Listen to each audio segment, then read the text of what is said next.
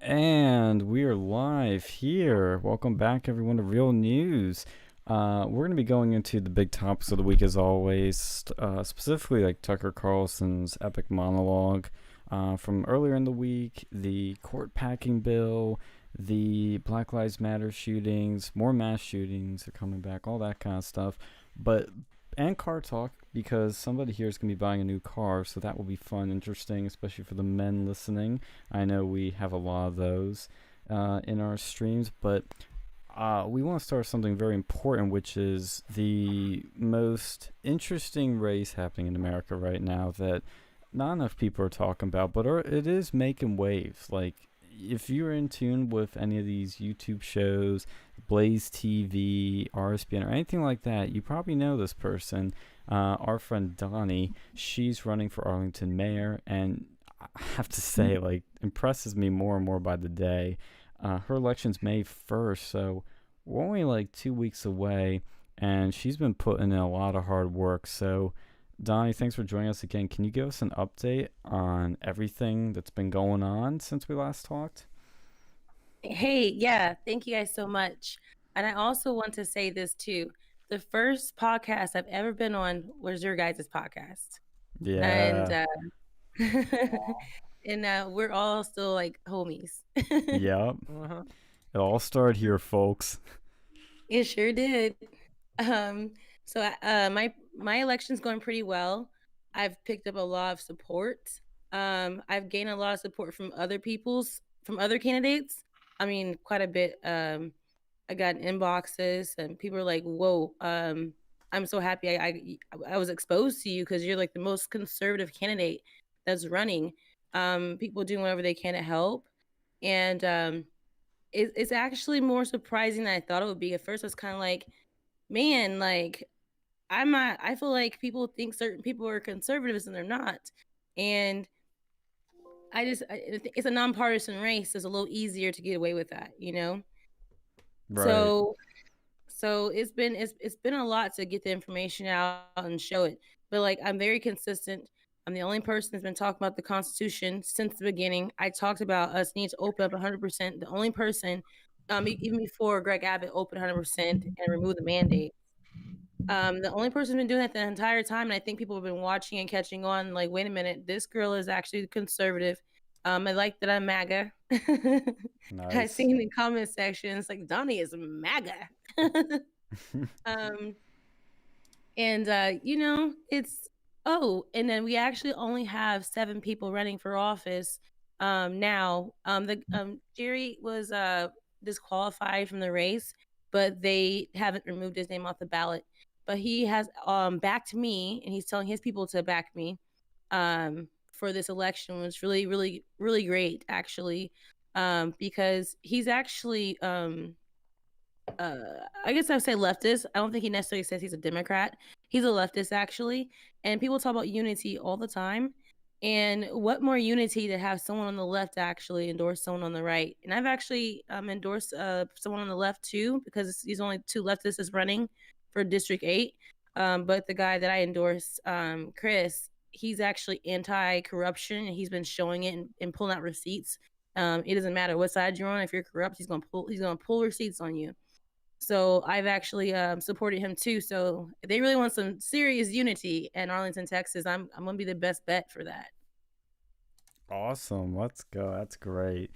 Mhm. We saw you recently. I was actually at work listening to it when you were on Blaze TV with Pat Gray, which Yeah. was very exciting to see because it's a legit show. Like, it's the real deal.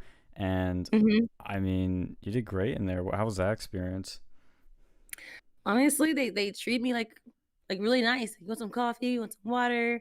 It was very quick. They're actually in Mercury Studios, and it's actually huge. It looks super cool, and I thought that looked familiar. It looked like Glenn Beck's studio. Like when his daughter went live and everything was showing the whole thing. I'm like, wow, it was mind blowing. And then I guess Glenn Beck was actually sitting in the same chair I was sitting in before I went in there, and I didn't get to meet him. But it Oh, would have been if I would have known, I would have been there really early. But it was a great experience. I told Phil I had my complaints. I was like, I didn't like the lighting. I didn't like what it looked like, but then like it was okay. The questions were great. Pat was great, and when I was leaving afterwards, I thought someone was calling me. My phone was vibrating by all the people that were on my website after the show. Really? And I thought my phone was ringing. It was just notifications from everybody that was on my website, and a lot of people donated. Um, it was great, and I'm consistently going to be calling out my opponents. Doesn't really matter necessarily who they are if they need to be called out, because if I say I'm going to run against um, the establishment and corruption, I'm going to call you out, regardless if you haven't said anything first, technically or not. But they have their people. Their what do they call themselves? I'm gonna call them gangster trolls or something. They come over to my stuff and they go Uh, on my website and they leave rude stuff in my form and everything to try to harass me. But honestly, when they do that, it doesn't make me feel like sad or any of those things. It makes me just want to win more for the people, because if you're using those kind of tactics, you really have no business, representing If I anybody. was if I was getting trolled like that, and occasionally you'll get a little some. I'll get a little something on my Twitter page, but Mm-hmm. like if I got something like that, for me it would be like it would be fucking glory, because Mm-hmm. like I know if somebody took time out of their fucking day to troll me, like I know I'm somebody, right? I'm somebody in their life. If you take time out of your day, like you could be doing anything else with your pathetic life, but you chose with your whatever you have in your mom's basement, you chose to attack me. Like that is like it's glory. Like it's just glory to me. I don't know if you feel the same way, but like that's how I would be. Well, yeah, Yeah. that's how you know you're striking a nerve, like that you're an Exactly. actual threat. Exactly. Like and you're gonna get, and I've told you this before. It's at the moment, and we've seen it. Like we've seen it. I don't know we've how many elections experienced it. we've experienced it.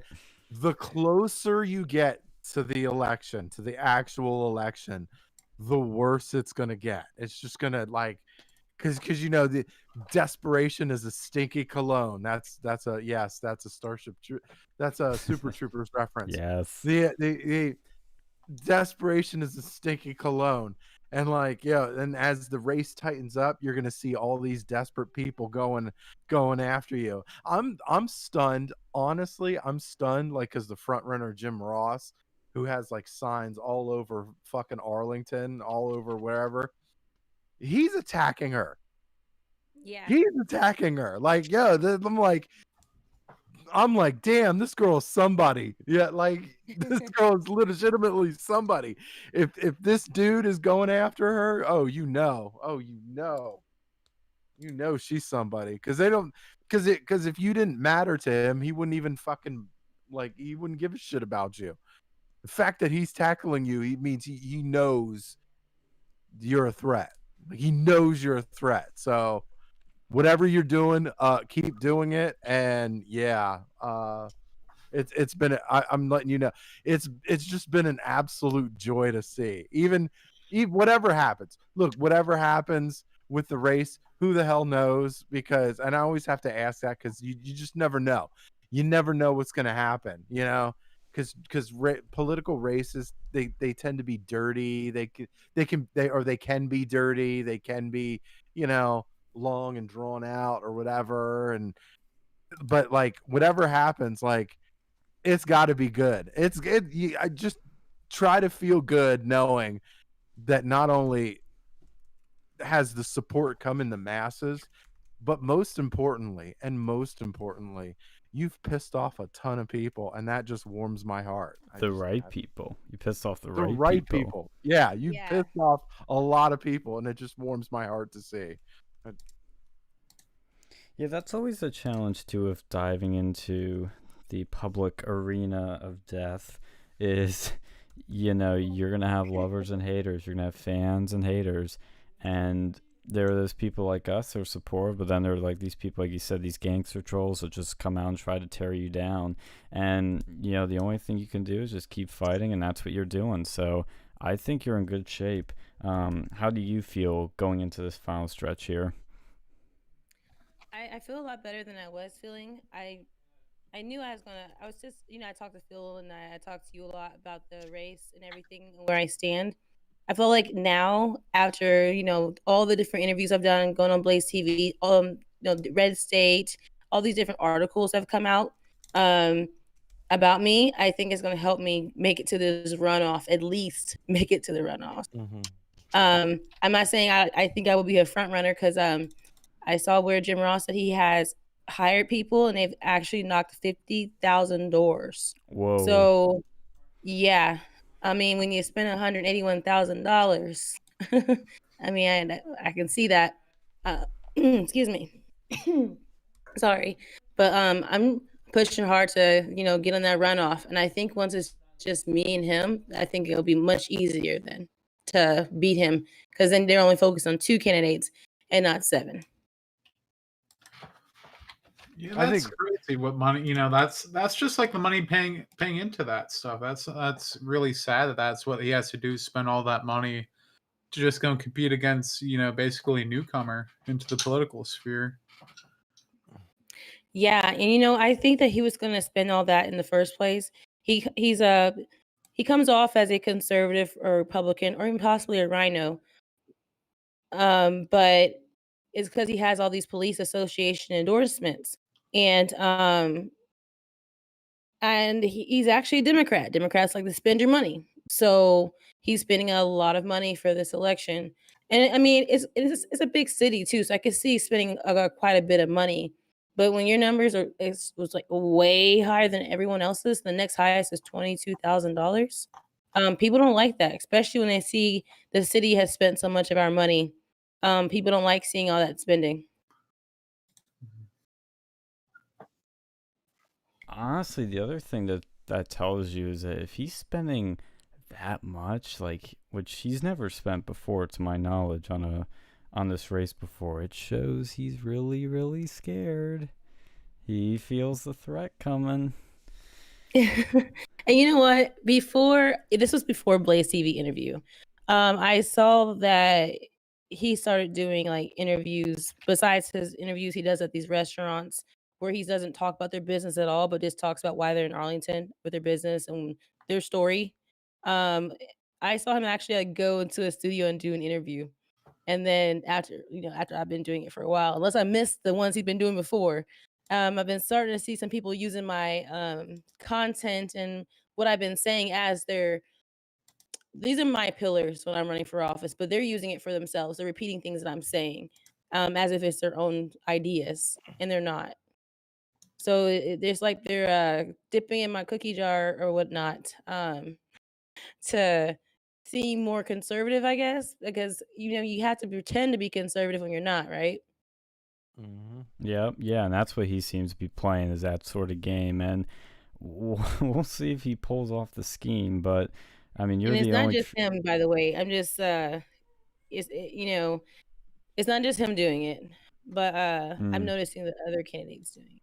Yeah, that's important to point out too, because you are the only true candidate on there. It's for the people, and that's why we support you, and we're excited to see where this is going. And like, I have the Blaze TV interview I'm showing on here, and it's like, I remember listening to it at work, and I thought this is just perfect. Like, it was natural, it was fun, it was enjoyable. I mean, I think people walk away from that and just think, well, this is somebody like me, a likable, a good-hearted American. And how could you say no? Honestly, like you've said, like everybody you've talked to has said, like, yeah, I'm voting for you, right? That's Yes, good. and then they don't even have to be conservative. They're also Democrats who are supporting me as well. And I think one of the issues is people voted against Trump and got Biden in, and they're seeing how Biden's administration is behaving and performing. They're tired of being lied to and people not actually looking out for them, and they're open to a grassroots person, someone who hasn't been corrupted or anything, someone who's genuine and actually cares about them, to support them and vote for them. Mm-hmm. Yeah, there's a couple of things that that I really like about your campaign specifically. Like, there's one, your the campaign the contributions that you've gotten were like all basically individual contributions, like contributions from individuals. Like Mm-hmm. they'll come on you, they'll come on your website or whatever, and then they donate. Like, which is refreshing because you don't like you see like Jim Ross, like he has, he has corporate, he has interest donations, right? And I'm Mm-hmm. sure Gillespie's probably got the same thing, and I'm pretty sure, like, look, you're probably one of the few, maybe the only one, maybe but that's huge because you're not really beholden to anybody except you and what you believe in and what your core values are, and and most importantly, the people, right? Those are that's who you're beholden to, right? Yes. And uh the other the other thing that I liked was you're not scared to go against the grain, if it's what the people want. And you've Right. said that. I mean, you've said that. You've said that on a couple occasions. You're not afraid to go against the political grain if it means what the people want, which is exactly what a leader is supposed to do, right? You're talking like, and I know there was somebody gave you shit on Twitter or whatever, and it was like how are you going to give her shit for going to constituents, asking what they're looking for, asking information from them, and then basing your stance off of what they're telling you? It's like that's exactly what a leader is supposed to do, and you're doing it. And so that's pretty, that more than anything is really kind of, um even beyond the fact that we're like all friends and stuff, like the objective part is there. Like, this is the kind of stuff that is supposed to be happening that hasn't been happening for a long time, and you're kind of just bringing it back. Like, and we need more of that. We just need more of that. So Yeah, and I remember exactly who you're talking about. It was some developer in Dallas. yeah. He was like, let me see exactly what he said, because like we like to search my name to see what people are saying on Twitter. And we also like to look up mayor candidate stuff in the searches to see what people are saying so we don't miss anything. But he was basically just making fun of me because I said I talked to the people, and the people said they don't want a bunch of new apartments being built. Mhm. And then he was like, okay, meanwhile, mayoral candidate Donnie Anthony said the residents she spoke with do not want more apartment complexes. The residents I've been hearing said we already have enough, she said. New housing isn't for people already securely housed, is what he said. And then he used this crazy, weird uh analogy. He says, try saying this during a famine. Residents I talked to say they've already had enough to eat and don't want to eat any more food to be grown. Like, what are you talking about? You're a developer, you have a special interest in this, so of course you're gonna attack me on that. And I Mhm. didn't, and he never responded, by the way, because I said Mhm. stuff and a few of everyone else had said things too, Yeah. but he never said anything because he's being selfish. It's not about you guys just wanting to build more stuff in Arlington, Texas. It's about what the people want, and I understand where the people are coming from. Yeah. I mean, and this is what I'm talking about. You going to the vi- going to your going to your prospective constituents and going, hey, what, is this what you want? Is that what you want? Okay, let's roll with it. And I mean, it's just, I don't know. It's definitely a refreshing thing to see, because you got so many politicians that are beholden to donors, or they just do their own thing because, well, fuck it, like, you're like actually doing it the right way. And I'm pretty sure Jim Ross probably already has shit that he's probably going to do, whatever. Like, There was one thing, by the way, there was one thing that he was saying about like he was saying that like we couldn't afford a rail set, like an underground rail system, so it was like, oh, that's out of the question. But an overhead rail system is totally like okay. Like, how the fuck do you plan that? Like, that's like, okay, how's one cool but not the other? But both options are still uber freaking expensive. Like, how I'm I Yeah, and he was talking as if that project is already already in discussion. Like that's $140 million per mile. And first of all, Arlington, Texas has voted against public transportation like every single time. So and where's this train going to go to? Just the entertainment center? What's your plan? Because I've seen him in an interview say that he doesn't plan on increasing taxes for the residents. But how can you promise that if you plan on spending that much money? Who's going to pay for that? Well, he's a politician. You know, they'll promise everything and lie about raising taxes. Over promise and under deliver. But before we finish talking about me, I do want to say, anyone who's listening that is in Arlington, Texas, Tarrant County, Ellis County, and I'm forgetting another county. There is the District 6 election is coming up for that House seat because Ron Wright had passed away. I'm getting behind Brian Harrison. Okay. For a lot of reasons. I feel like he'll actually go to Congress and he can hold his ground and he can fight and actually do exactly what he says he's going to do. His platform is very similar to mine, more similar than anyone else's I've seen so far. So that's who I'm backing. And then I've talked to a lot of people in this area. They like him too, but some of them feel like they can't really speak up or say much about it because his wife is running as well, and she's got all endorsements from the Republican GOP stuff. So, but honestly, in my opinion, she's a great woman, nice lady, did a lot for her community. But what we're going through right now, we need someone with a backbone who can really hold his ground. He has a very strong experience, and he did work for the Trump campaign. He's not an never Trumper or anything like that. He's a supporter of Trump, and I think he'll do great. Awesome. Sounds yeah, good what's to me. what's the vibe out there right now? Are people excited to come out and vote? Or are they kind of more like unmotivated? Like what's it like out there? I'm curious on the ground. I guess they're pretty excited. Honestly, the ones I've spoken to, because I think the people are excited. The ones I talk to, because I'm like the candidate they've been waiting for. How we were excited about Trump. He was a candidate we were waiting for. So and they may have seen all the options and they didn't realize who Donnie Anthony was. Some of them actually already knew who Donnie the Don was. They just didn't put two and two together.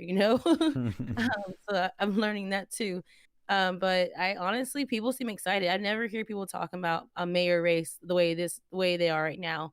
Because I never really heard people talk too much about the other mayor race. But it also could be because I'm in this race too that it seems like there's more excitement. But I mean, I think it's pretty exciting because Blaze TV did an amazing thing. Pat Gray, because that's a local race. Big medias don't tend to really care too much about local races. They don't cover them. Yeah. They don't really talk to the candidates. And then this is honestly helping put Arlington, Texas on the map, what I think, and also to help people want to run for local offices. So I'm leading by example, and getting people going on grassroots. So I think it's pretty exciting for mayor race. I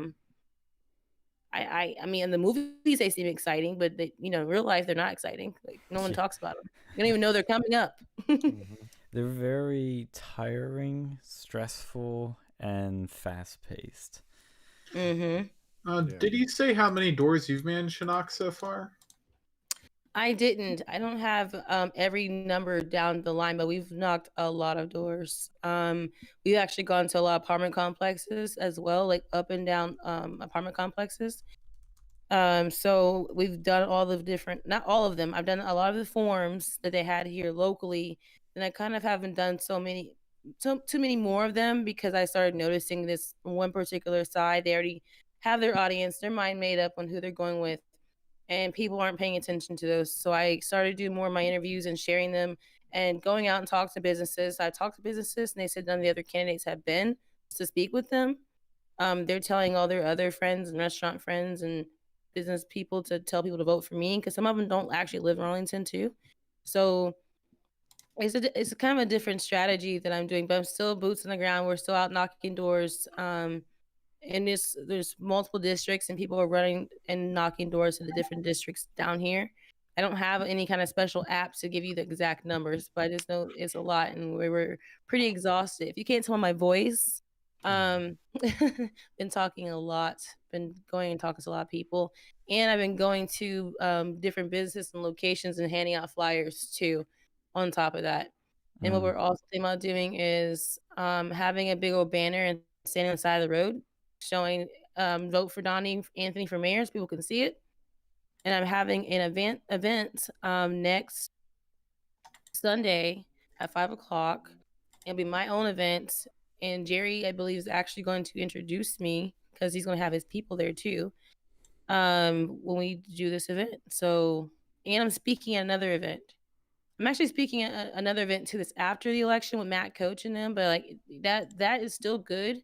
But if I make it to the runoff, it's even better for my election because Chad Prather and all of them are going to be there. Yeah, we could tell right when you came on that your voice was kind of shot, and I know the feeling when you're hitting hundreds of doors, like it drains you, and even with lots of water, whatever you're doing, it just it shows that you are putting in the work, and that's good. Where can people find more information? Where can people sign up? Where can people follow you to keep up with you on everything? You can go to donnieformayor.com, DONIFORMAYOR.com. I'm Donnie for Mayor on pretty much every platform.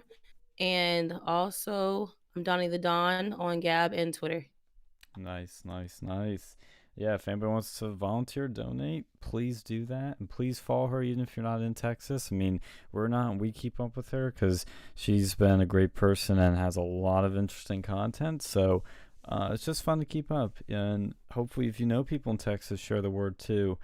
We're going to switch to our typical news schedule before we go off the rails of car talk and other things that I know we're going to get into tangent-wise. But you can stay on, of course, Donnie, or leave, whatever you want. I know you're probably tired, so I understand if you have to leave, but if you want to stay for the fun, we're all for it, of course.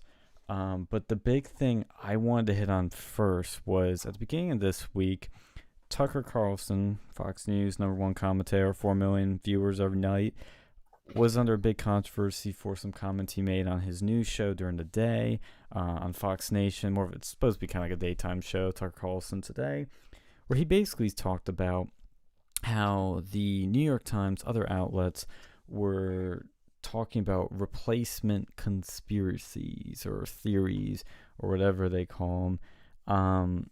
And he addressed it, made some points about it, said, well, mass migration and all kinds of stuff where the current population is changing.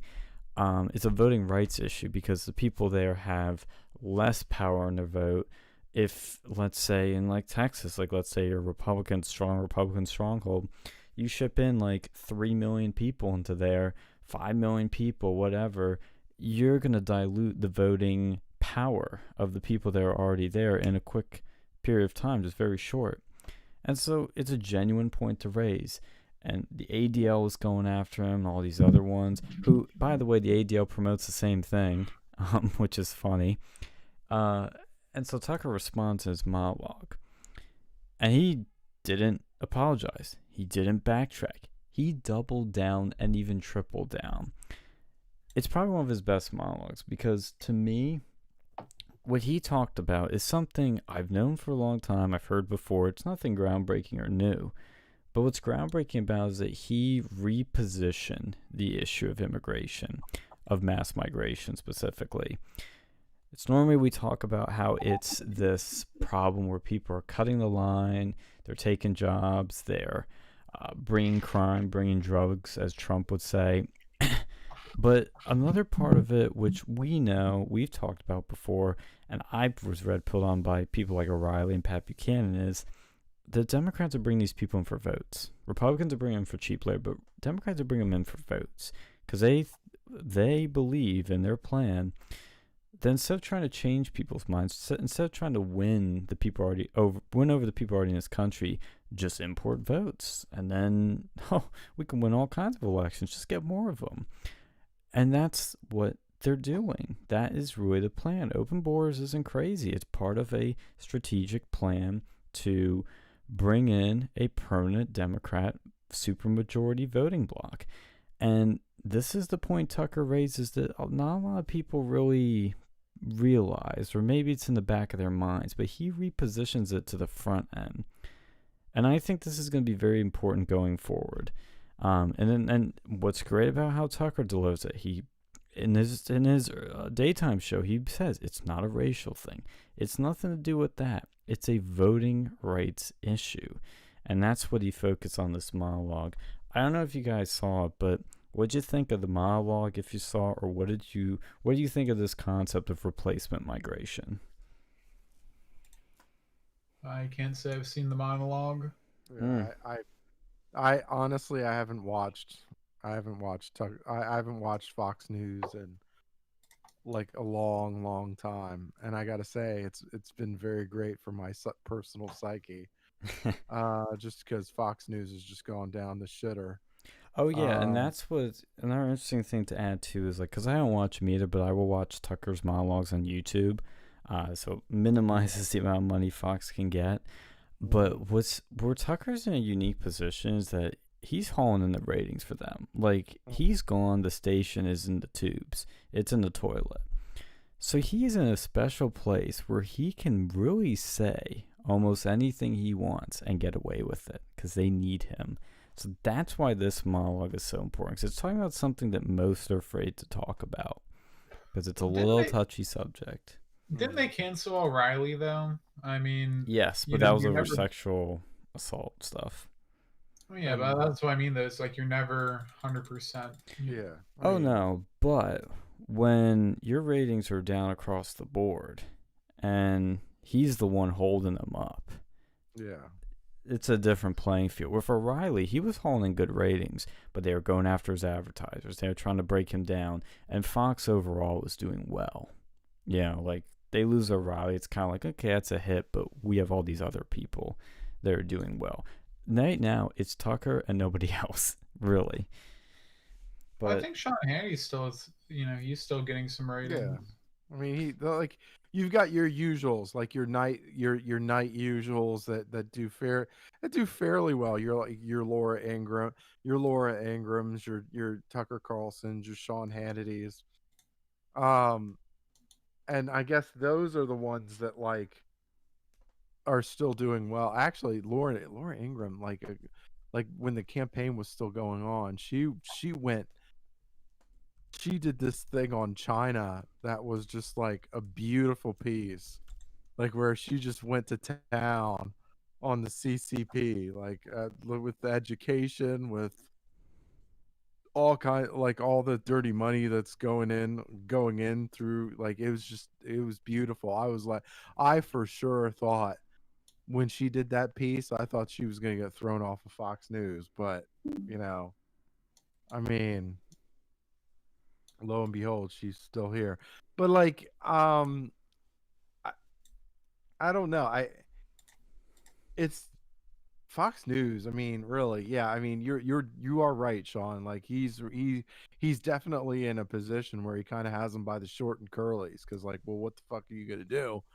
Like, Fox News, ever since they butt fucked Trump on the way out, they like their ratings just went down the shitter, like for everyone else. I think Gutfeld's doing good. By the way, Gutfeld, how many times are they gonna repackage that fucking dude? Right? Oh yeah, they have like another new show. They're like, now it was Red Eye, like he was on Red Eye, then it was the Greg Gutfeld show, then it's Gutfeld. Like what? How many times are you gonna repackage this fucking thing? It's like Bar Rescue or something. Like how many times you can't once you start repackaging something enough, then it's gonna lose its fucking luster. Like, but I, I mean, it's not Greg Gutfeld's fault. He does a pretty good show. It's just, I don't know. I always feel like the repackaging thing is always just like tends to be not the best idea. Yeah. But Yeah, I'm trying to find the ratings on Nice chart, but Tucker he was the number one top rated program in his time slot, 3.4 million viewers. Fox has been bounding back up actually recently, and partially it's largely because of Tucker, but that's why I'm saying this monologue is important, because again, it's an issue that is known, but not a lot of people realize the significance of it. Because like, if you look at the crisis happening at the border, this is why this is important. It is tenfold record of people coming over. Alex Jones and Owen Shorter have been down there giving the best reporting on it, bar none, to anyone. I've been watching it. It's amazing stuff. They found one lady that was using a fake taxi to ship illegals in. Fake taxi? Yeah, it's like this minivan. It was like, oh, taxi. Has a number. They called the number too. Everything. Well, no, you know where fake taxi's from, right? No. Like the porn. Oh, God. That's like a porn genre, or not genre. I think it's like a thing on there. Well, MS-13's getting it on now because she had like MS-13 tattoos too. So they've been covering this, and they've been talking to Border Patrol. The rates are at all-time highs, like insane levels. And they keep putting this in the back burner of the media, but the migration crisis is crazy right now because it hasn't slowed down. It's gotten so bad. They're shipping people into the country. They're shipping people into hotels. The tents are still full. And what are they doing with this? They're bringing in Democrat voters. They're going to vote Democrat soon. And so the most relevant thing about illegal immigration, more than ever before, and mass migration, is the voting displacement. They're going to bring people in. They're going to turn states blue. And Republicans don't care. And that's where I think this could be a game changer, where people start to wake up on this. Well, during that Unite the Right, when they said, you will not replace us, maybe there was some, they weren't just saying that shit out their ass, Well, see, and that's where they try to throw Tucker. Like, oh, he's a white nationalist. He just wants white people here. It's like, no, it is not a racial thing. It is a migration issue. It is a voting issue. You could bring in a bunch of white people, and if they're all Democrat voters, it doesn't matter. It's more Democrat votes. They're displacing the current population. And this hurts, as he shows, black people more than anybody else. So, I mean, this is something that people are going to probably think right now, like, oh, this isn't a big deal. But when you see Texas turn blue, which I'm actually convinced now it will soon, that's when people are going to wake up. That's when they're going to be like, full stop. Okay, maybe we need to do something now. So that to me, it's the bigger picture here going on that people need to be aware of, is that they're shipping in so many Democrat voters that they're going to start turning states. And when you lose Texas, what do you do? Yeah, it's not coming back. How do you win any election after that? Well, at that point, I assume that the Democrat Party, eventually there's going to end up being some some infighting. And I think we've seen some of that so far, but that's what's going to eventually happen if they just end up winning too many. Yes. The hope, and this is to me the strategy that we should look at going forward, is number one, limit immigration across the board. And number two, focus on winning over new voters. Because here's the irony. When Republicans deny this issue of mass migration, they're the same ones that try to pander to Hispanics, pander to all these minorities, pander to immigrants. Not try to win them over, but pander to them. if this wasn't an issue, why are they pandering to these groups so hard? It's because it is. So we got to win them over effectively. So if you limit immigration, if you try to win over new voters, you can turn the tide. So I hope to see that start happening. But very important, and I think this is kind of where the immigration debate's going to go forward. I mean, it's always going to be about the core stuff, but this is going to be the big part of it, is how they're going to be shipping in voters to create a permanent Democratic rule. I think that's a better way to phrase it. They're shipping in Democrat voters to create permanent Democrat tyrannical rule. That's the big picture here. And look, here's the other stories we need to talk about too, is court packing. That they're already talking about that.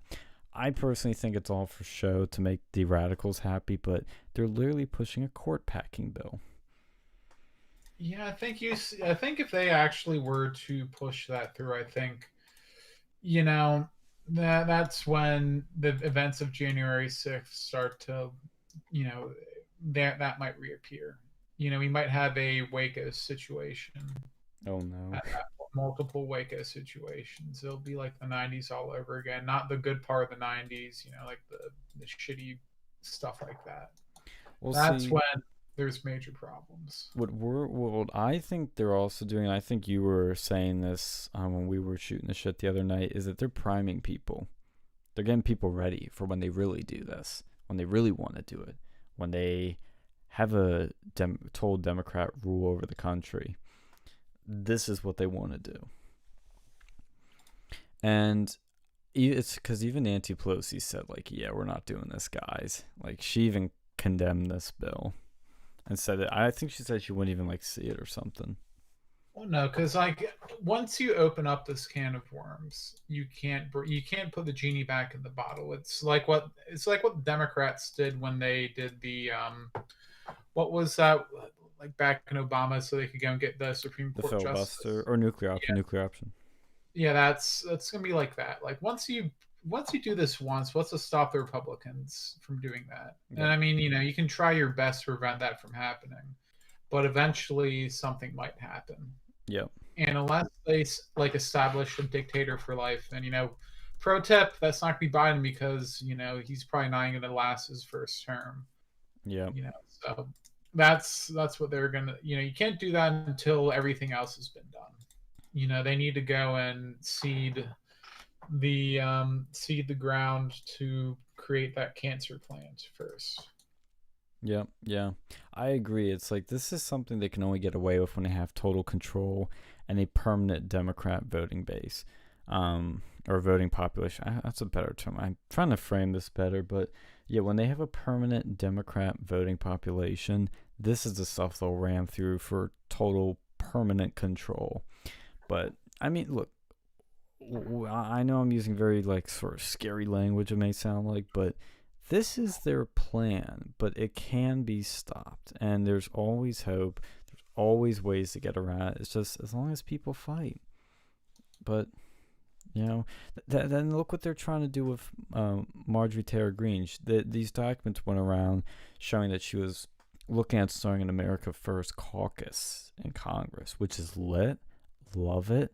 It's like what we need. Like, we have the Freedom Caucus, the Cuck Caucus, like all these other things. There's no America First caucus, but she's like, no, we're going to do that.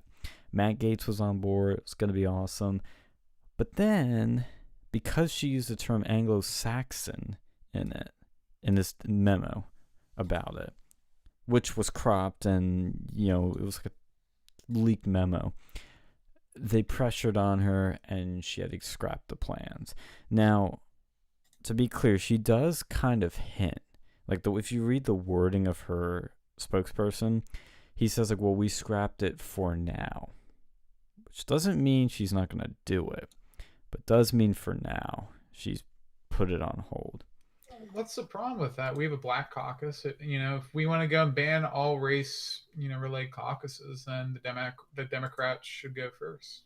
Well, I agree, and this wasn't even about race. Like, she used it in, like, reference to something, I think, but it was completely non-racial. It's just about America first, putting the country first in trade, immigration, and foreign policy. And she gets all this shit for it and then backs off. I'm personally disappointed that she had to back off, but I think there's a bit more going on. I'm hopeful that she will still follow through and do it, and I think she will. I mean, she's a fighter, and I think she's slowly learning, and I think somebody either was out to sabotage her by leaking this, or somebody made a big oopsie, and I hope they're fired. Yeah, that's the thing with those leaked memos too. Like, I don't know how much I trust some of those. I mean, maybe she did use that term, and I really don't care if she did. Like, what does she have to lose? They already are going to try they already tried to expel her. Like, what really does she have to lose at this I point? already kicked her off all the committees. Which, I don't even know, that just pisses me off that they're allowed to do that. Yeah. People voted for her to represent them, and then these stupid fucking elitists over here trying to abuse their powers to go and basically destroy the will of the people. It's, the Democrats want to talk about being democratic, by removing her from committees, they are in effect doing the opposite of democracy. Yes, so in it said that they would call for a, quote, common respect for uniquely Anglo-Saxon political traditions, unquote. I don't see the problem with that. Well, see, and isn't Anglo-Saxon more European? Isn't that what that basically means, like Christian European? Oh yeah, English sort of, that's where they're from, Anglos, so German and English, that sort of thing. Man, yeah, it says the definition is adjective relating to or denoting the Germanic inhabitants of England from their arrival in the 5th century up to Norman conquest. So of English descent, which, look, I just wouldn't have used it in the paper. That's not a word I actually use ever. So I don't understand why it was really even used. But, I think this is where, she's new to politics, and I think she's still learning. She's still learning how to play the game effectively. And I really like her. I actually think she's probably one of the best people in there. So I hope she learns, and I hope she comes out stronger. I don't even think it's that bad. I mean, people the Democrats want to have quote unquote frank discussions about race, but whenever they say that, they mean, you can tell what they mean. Oh yeah, yeah. It's never a frank discussion about race. It is, if you're white, you suck. Yeah. It's the demonization of the term. Listen, you say the word whiteness, what do you think? White supremacy. It's nothing positive. It's white supremacy. It's racist. It's terrible. It's badness. You say black power, whatever. What do you think of? You think of, freedom, liberation, anti-racism, and that's what they've told you. That's what the media's told you. They've created this sort of unequal racist ideologies out there. Racially modified, they're using racist terms, and they're only applying it when you do any other, power other than white is considered empowering to different people. It's a good thing. Black power, white power, Native American power, everything except for, white power. That's when you start getting into, you're instantly assumed racist. But if you say black power and you do the black power fist, that's okay. Yeah. Even though they've done some not so great things too. It just pisses me off. That's frankly what it comes down to. It's a double standard, and it's racist. If you want to go and get rid of, you want to do it for one, you have to do it for everybody. But it's not the case right now. Yep. And it's kind of insulting. No, I agree. If you're going to have identity politics for one, it's got to be for everybody for it to be fair, or you have none. I'm always in the none camp. I think it's cancer. But, if a country wants to do it, or if any political party wants to, well, they got to give everybody a fair shake.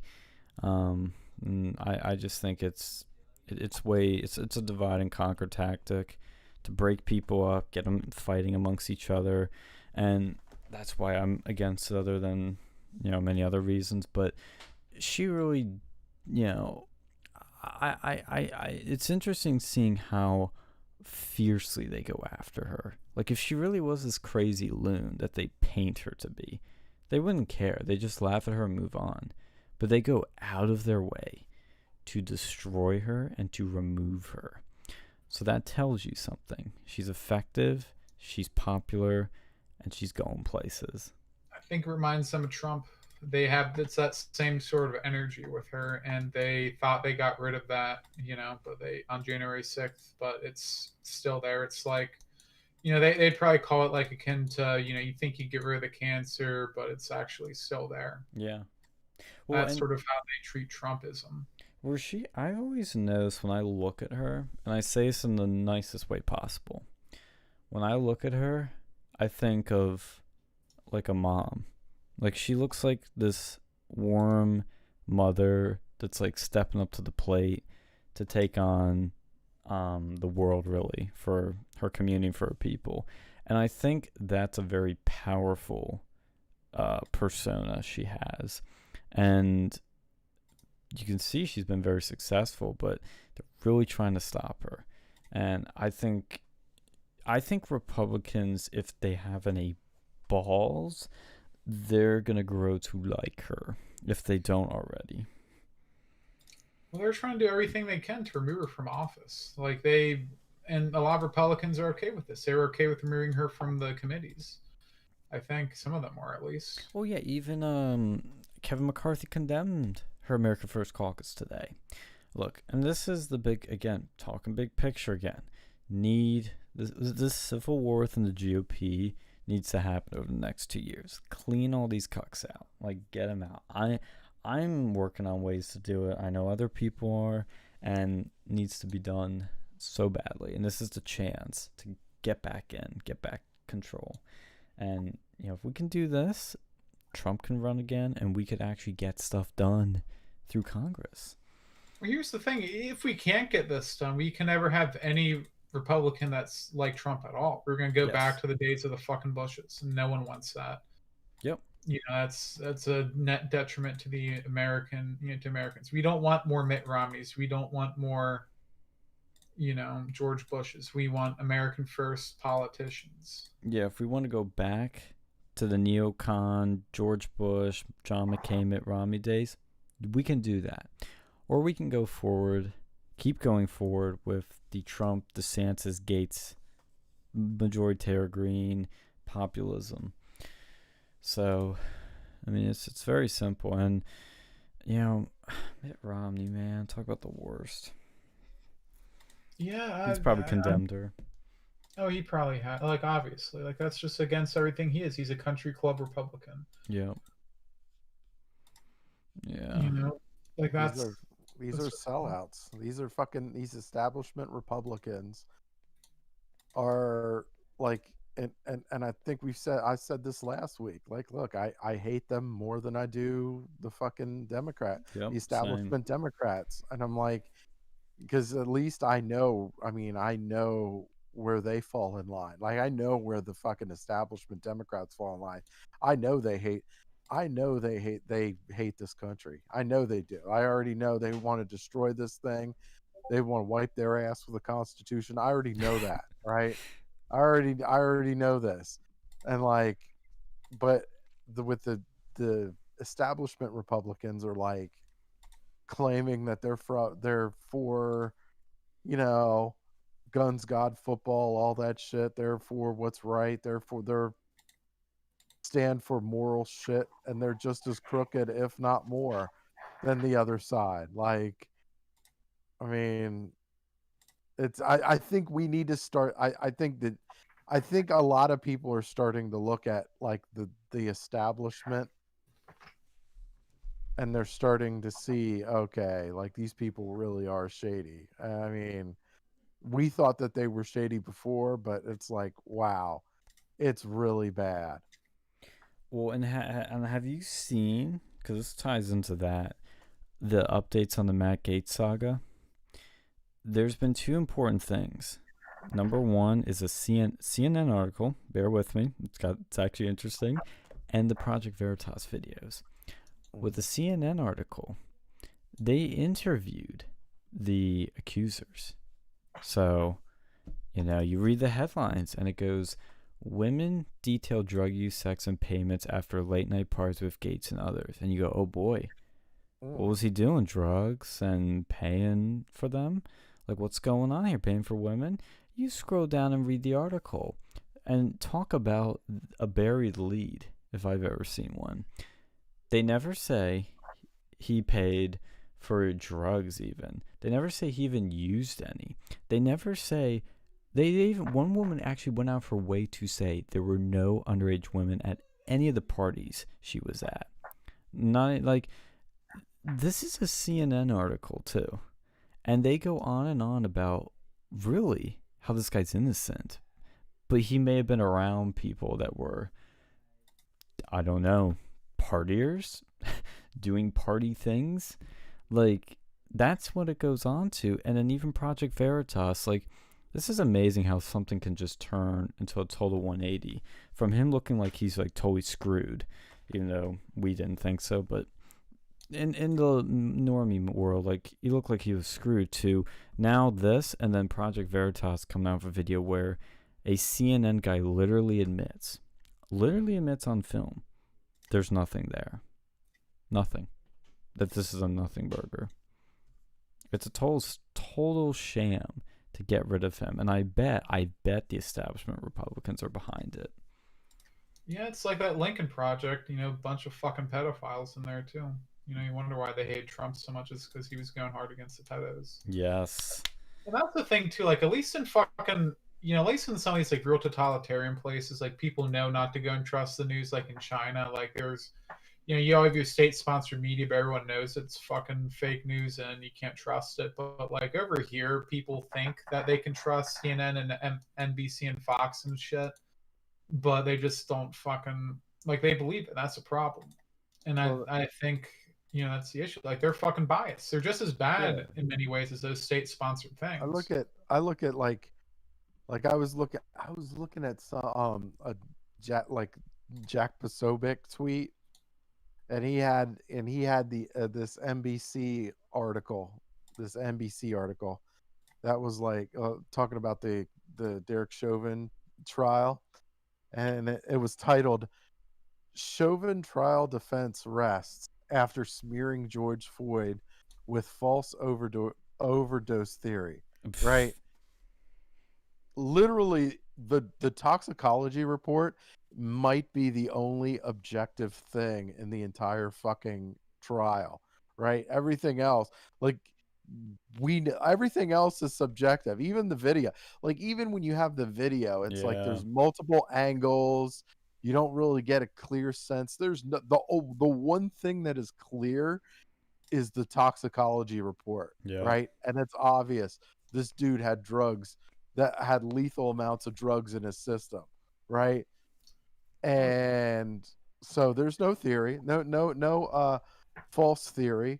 It's about as accurate as it gets. On top of that, there was previous arrests that George Floyd had that also had him resisting police and swallowing drugs, right?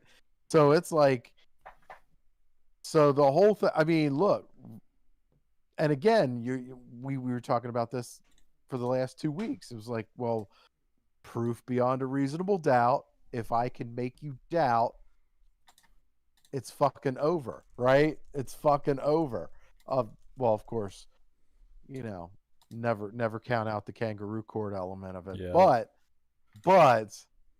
yeah, like, that's, if the legal system is the legal system, then that's what you have to go by. And I mean, they're freaking out too. Like, they're honestly, like, these news stations they're getting ready.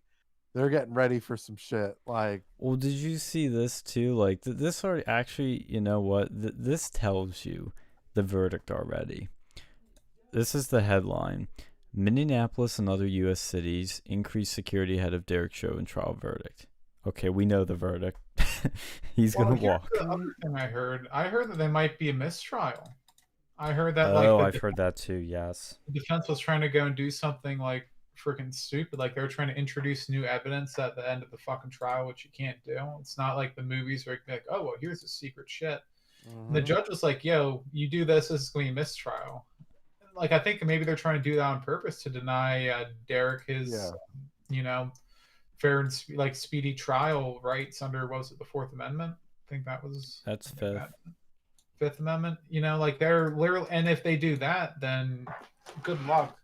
I think that maybe that's what they're going to try to do, just so they can try this case again, because they don't want to go and see things get destroyed, because they know he's going to probably fucking walk. Like, and it's great. Like, no matter who wins, everyone fucking loses. Yeah. That's a good way to put it. It's one of those no-win situations. Like, you're fucked if you do, you're fucked if you don't. If he goes free, then there's be riots. If he doesn't go free, then, you know, there's gonna be a lot less cops out there. And then there's a good chance he could end up appealing it, and there's a good chance he'd win. Yeah, I'm trying to find the one thing that came out that was pretty damning in terms of helping Chauvin. I'm going to try. It was on Pacific's Twitter. I'm going to find it because he's been covering it really well with giving me good TLDRs because I have no time to watch that shit. But it's going to be a mistrial, or he's going to walk, or it's kangaroo court. The kangaroo court's looking a little less likely now, but I do not discount for a second because it's happened before. It can very easily happen again. And I bet people are afraid for their lives as jurors.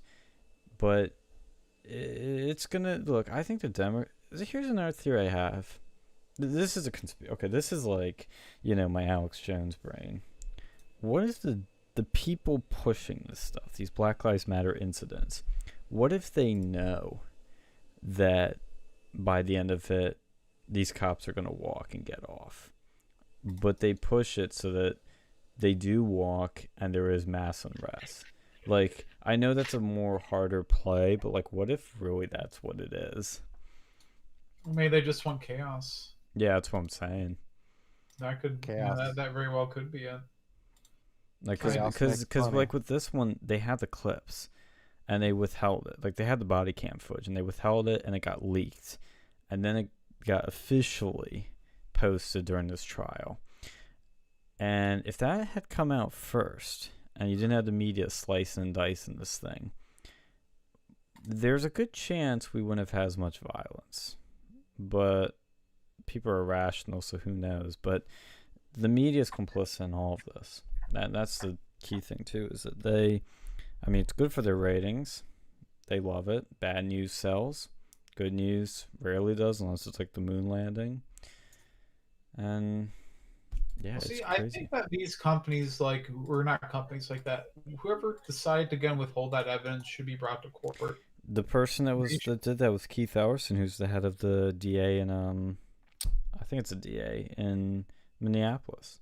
I think he should be in trouble legally, because the way that he did that, it created unjust levels of, like, it destroyed businesses because of this, because it created this false outrage, and it made it so that Derek Chauvin could not have a fair trial. And like, that's what I would, if I was Derek Chauvin's defense, and let's say he ends up getting busted for something, I'd say he did not have a fair trial, because there's very slim chance that none of these jurors heard of the of this incident. Like, I don't know how, like, unless you're Amish or something, and even then they probably heard of this. It's one of those things where everybody knows. Yeah, it's like the biggest thing since Rodney King or Michael Brown or Trayvon Martin, and it, like, everybody, like, let's be real, even if you had doubt, everybody was kind of like either in the camp of like Chauvin is an evil guy, sociopath, or this isn't looking good. They might have this one. There was nobody going Chauvin did nothing wrong. Okay, nobody was saying that. Unless you literally just believe the police, like in every sort of situations. But if you saw just the original video, yeah. Which nobody did, and if you did, like, oh man, I hope you leaked it, and then somebody did. But everybody was biased on one side of this. Like, if we like to admit it or not, like that's how it was. So it's like, how can you have a fair trial? You can't. And I think that's the problem in this country. I think that we need to go and like, I don't know how you can legally do this, and I don't know if it's even possible, but there should be some way to prevent these sort of incidents from happening, like in terms of shit like this. Well, that's why, yeah, like I've been thinking about that too. Like, it's kind of like, it reminds me of the mass shooting thing, where people say, and I think I agree with this, like, you shouldn't, you don't need to make a law on this, but we should culturally, socially, not post the shooter's name, just the victims. Honor the victims and not make the shooter a celebrity. That seems to have worked to some degree, I think. Well, I don't think they should be able to go and post like this stuff until there's been a that they've had a ruling on it. Well, see, I was thinking of that too, but we live in the world of social media, and this thing started on Facebook. There was a bystander that filmed on Facebook, it went viral, and everybody was talking about. How do you control that? I mean, they can control you from putting porn on, social media. They can perform you from having Alex Jones pop up on there. But those are very specific things, like filming an incident happening, like that can be anything. Like, could you say, well, you can't film incidents of carjackings, you can't film incidents of a president being assassinated? Like, where would you draw that line?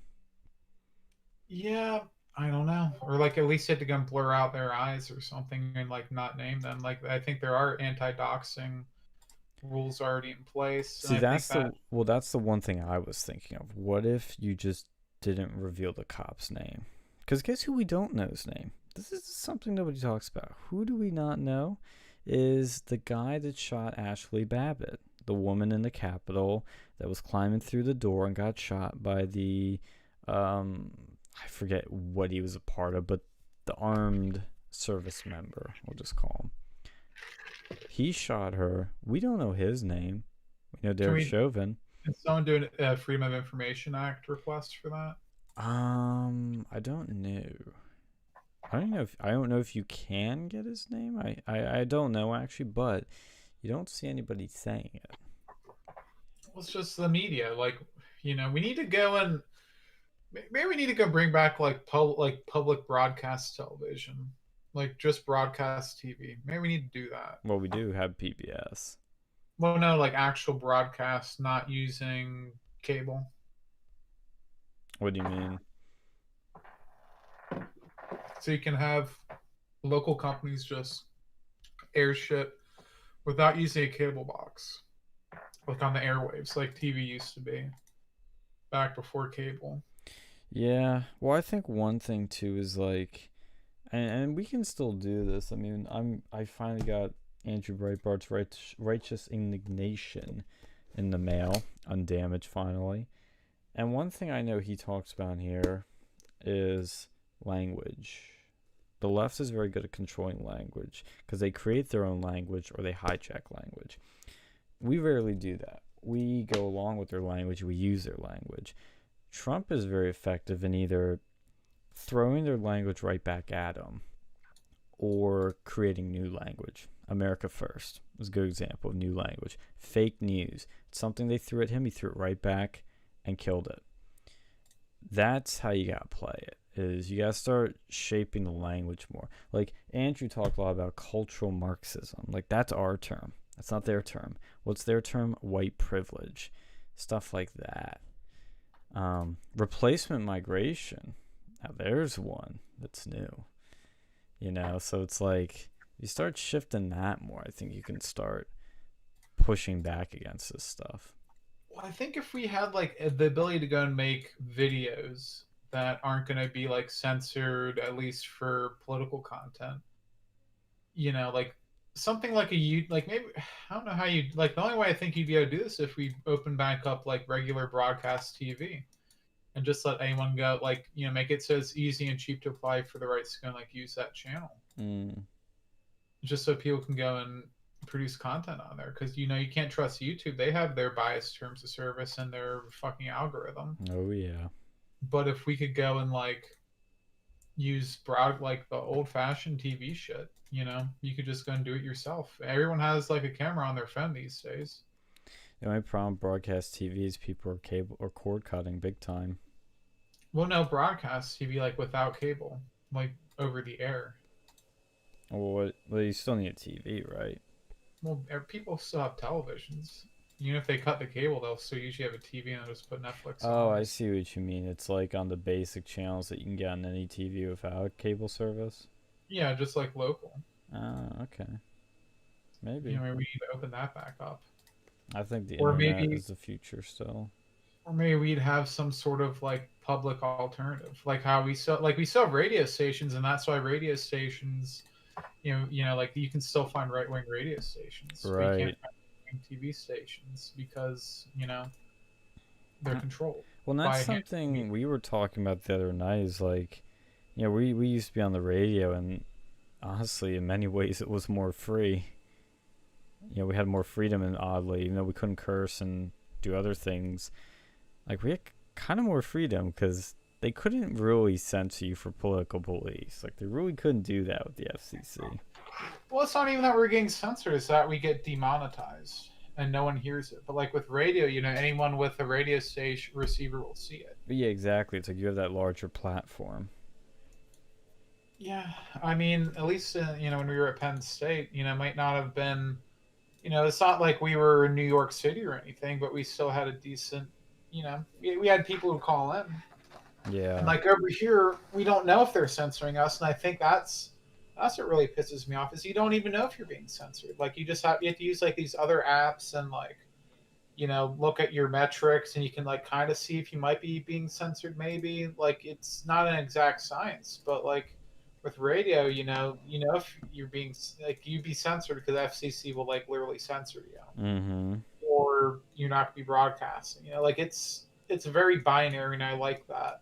There's very agree. clear-cut rules. And that's the thing too. It's none of these big tech platforms have like clear-cut defined rules. Like, hey, you can't say this word, or hey, this is an example. Like they'll use very loose fucking terms, and I think they do that on purpose. Oh, they absolutely do. It's because so they have some leeway. If there's something controversial for them, they can find a way to get rid of it. Just saying like, oh, it's hate speech.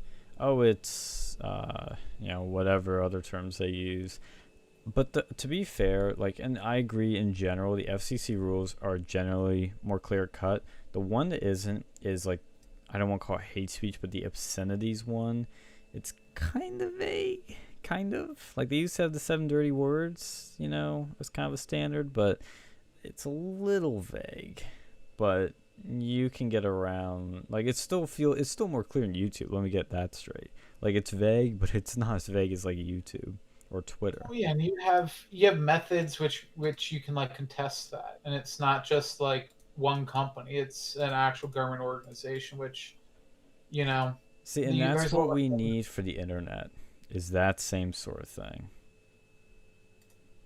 Yeah, because like with Twitter, you can't find out why you're banned. You can't go to, like, you can ask them, but they just don't answer. You cannot get on-demand required reason plus tweet as to why you're banned. Sometimes you'll find out, like when they went on Joe Rogan, but this is no official required thing. There's no procedures. Like when we got kicked off the radio, we literally knew why. Yeah, and I like that. Even if you don't like why you got kicked off, at least you know. Versus you're just sort of guessing, and you might just be like, and like they keep changing their fucking rules too. Like he did, like with the COVID stuff.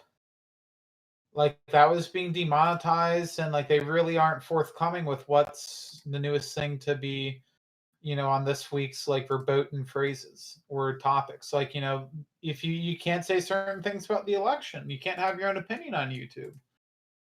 It's so fucking stupid. It's so biased.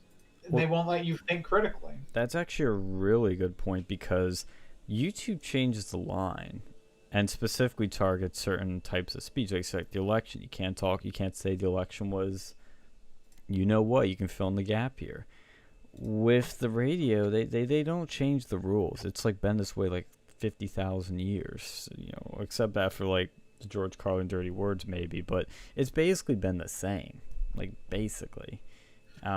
So that's actually a really good point. But this is an interesting little thing, by the way. Minneapolis to close all public schools next Wednesday through Friday. All right, guys, that's when we're streaming Real News Anarchy.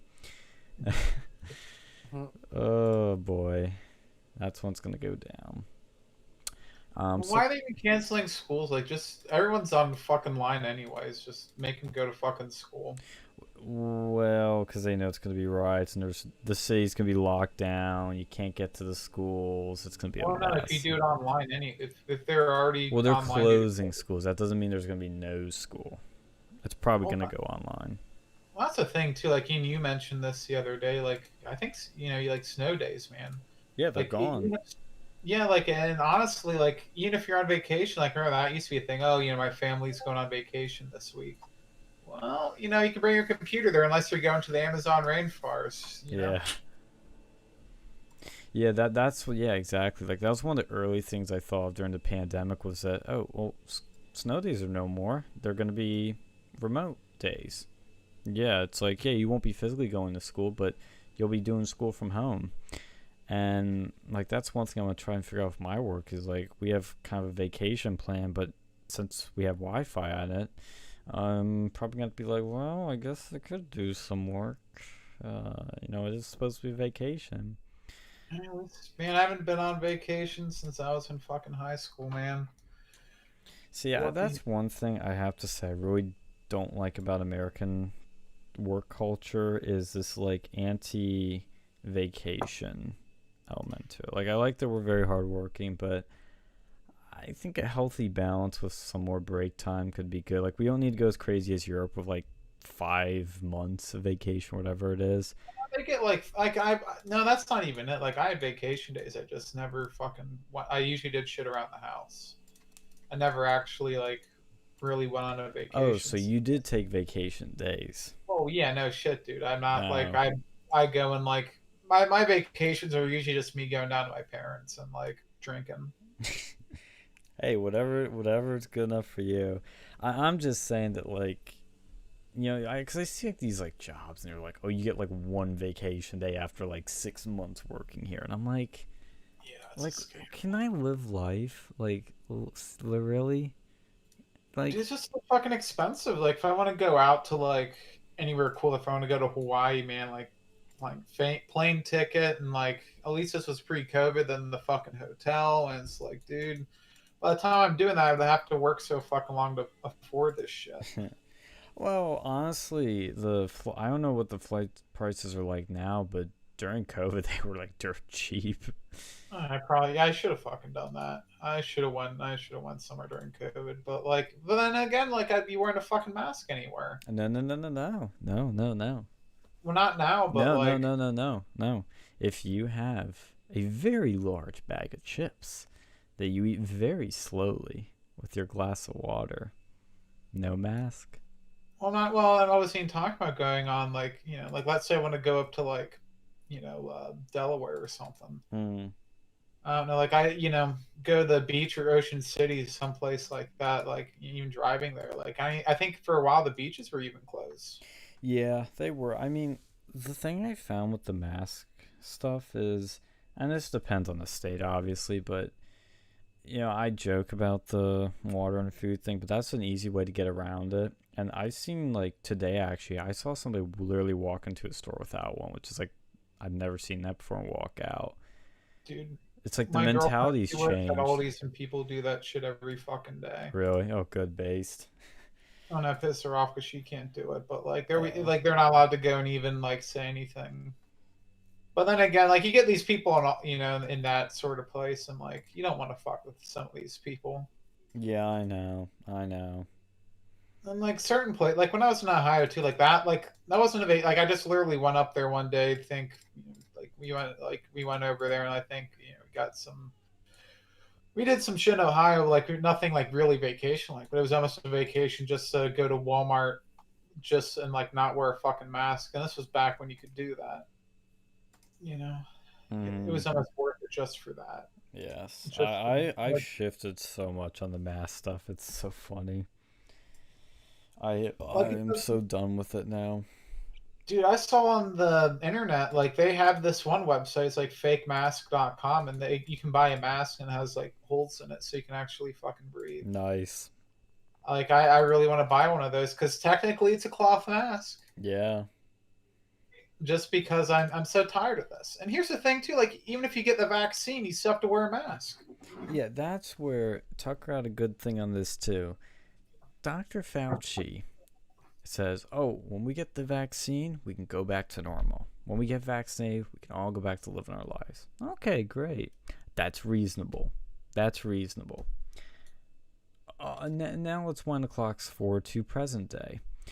Oh, yeah, you get the vaccine, but we're still wearing masks, guys. And, we may need another booster shot, so you gotta keep wearing the mask. And then Jim Jordan presses him on that, and he's like, "Oh, you have something personal against me. Oh, you're not listening. You're not listening to the science. This isn't about liberty." No, this is literally about liberty. Like, If it's 94% fucking working, and even for like the 6% that still get it, you're not gonna get bad symptoms. Like why? Obviously, there's something else going on here. look, I'm getting so, like, conspiratorial about this because this thing is crazy.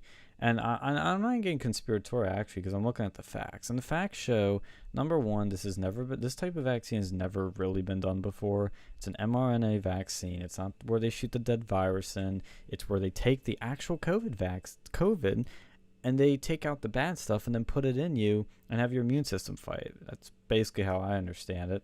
Could be a little wrong. I thought that's how most vaccines work. They give you No, like they give you either a dead version. This is where they're like taking the virus and they're actually like changing it. Like it's Like, I'm explaining it roughly. There is a big difference because like when you look at vaccines, they're not mRNA. This one's mRNA. Like, I've Googled this. My girlfriend's explained it to me a bit. Like, I kind of understand. I'm not an expert at it, but it's different, and that's probably how they were able to get out so quickly, which I was all for. It's what needs to be done, but I don't like these COVID passports, these vaccine passports. That's ridiculous. That doesn't need to happen. I mean, if a small business wants to do it, business want to do it, fine, but I don't like it. And I don't think a lot will do it. But when you tell us that this is our gateway out of this problem, this means you don't need to wear a mask. Because with this vaccine, you can still get COVID. Like, you can still get it. like like here's the thing. Like technically, you can COVID. You can get any virus if you have the vaccine. Exactly. But like the chances are usually like lower. That's sort of how these things usually work. But see, a lot of people are looking at this, and this is what we've been yelling at Dr. Fauci for. And I don't think either he is an idiot and doesn't know what he's talking about, or there's something else going on, something nefarious. Because, look, it's a very basic point. What good is the vaccine if we still have to wear a mask with it? Like, what good is it? The whole idea is that we stop all this with a vaccine. And you're telling us now, if we get the vaccine, we still got to be living the old life, the new normal, as they call it, with masks, as if we don't have vaccines. Like, this makes no sense.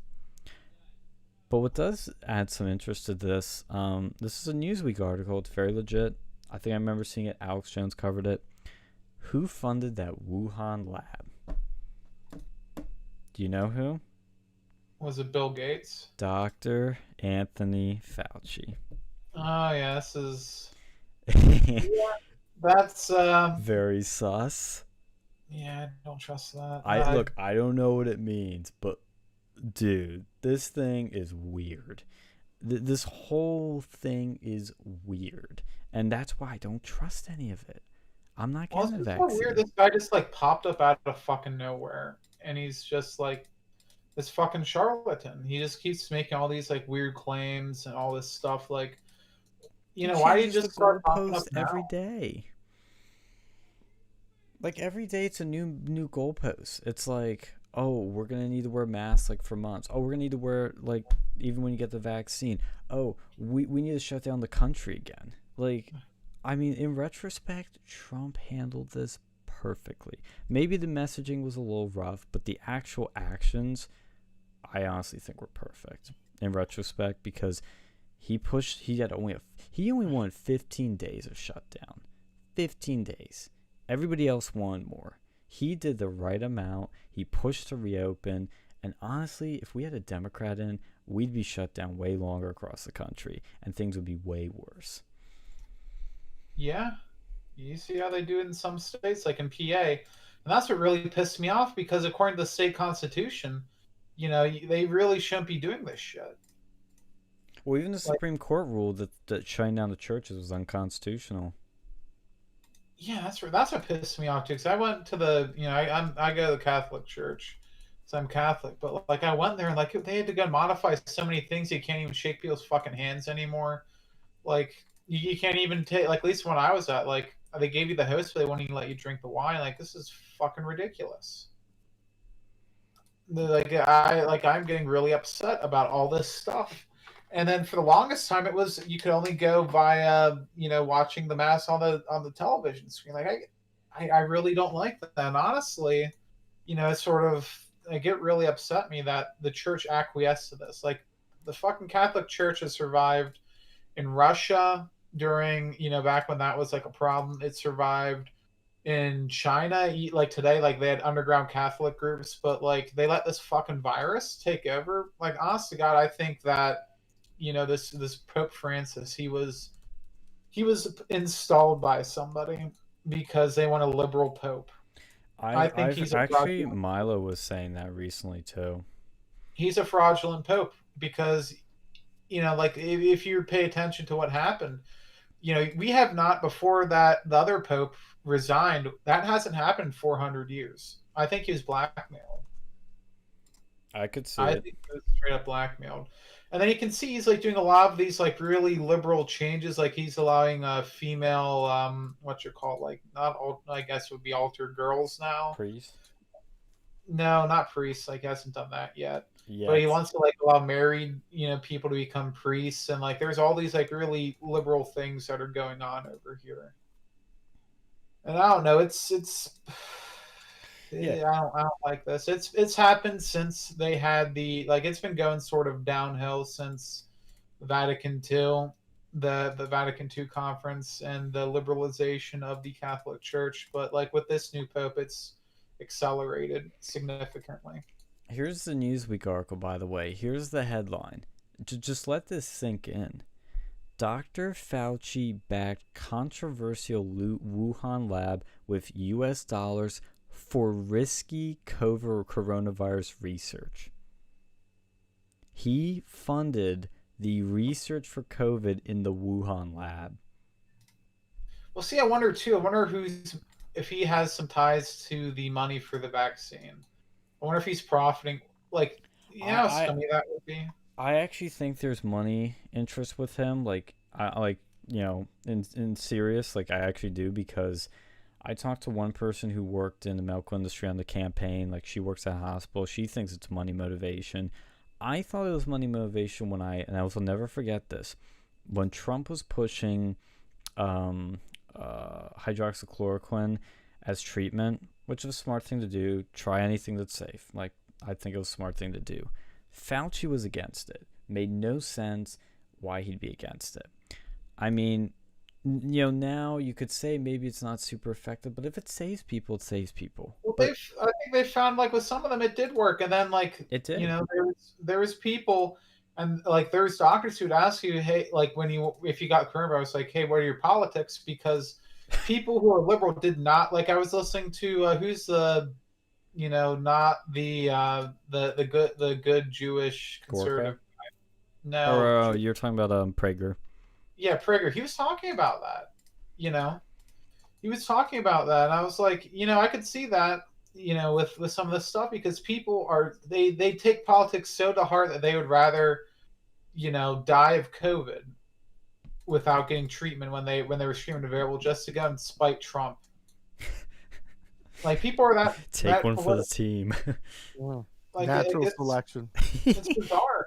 it is like it's stupid. If the liberals were pushing some sort of cure and it actually, like, if they believe, like, hey, this vaccine works or like this treatment works, and I had coronavirus, I don't care. I could care less if it's against, if like if Trump didn't like this, but if it works for me, I'd rather, and I'm in that situation, I don't give a shit about politics. Oh yeah, I mean, I I'd try it if I was on my save my deathbed. ass. Yeah. But like it's the Democrats who do this. Well, what stood out to me though with Fauci is that he's against hydroxychloroquine, but remdesivir, oh my god, he like was ready to like be on all their ads. He just loved the stuff. Couldn't stop talking about it when they said that they could use it. I think there's big money ties with this guy, and I think I would love to see when the dust has settled on this, when people start investigating this stuff, because it's not going to be the government, it's going to be other people. When they investigate that Wuhan lab, when they investigate Dr. Fauci, I think he's trying to cover up for something. He's trying to save face. There's something really sketchy here. Like, this is just not how you'd behave if you're trying to get people out of this. Like, it just doesn't make sense.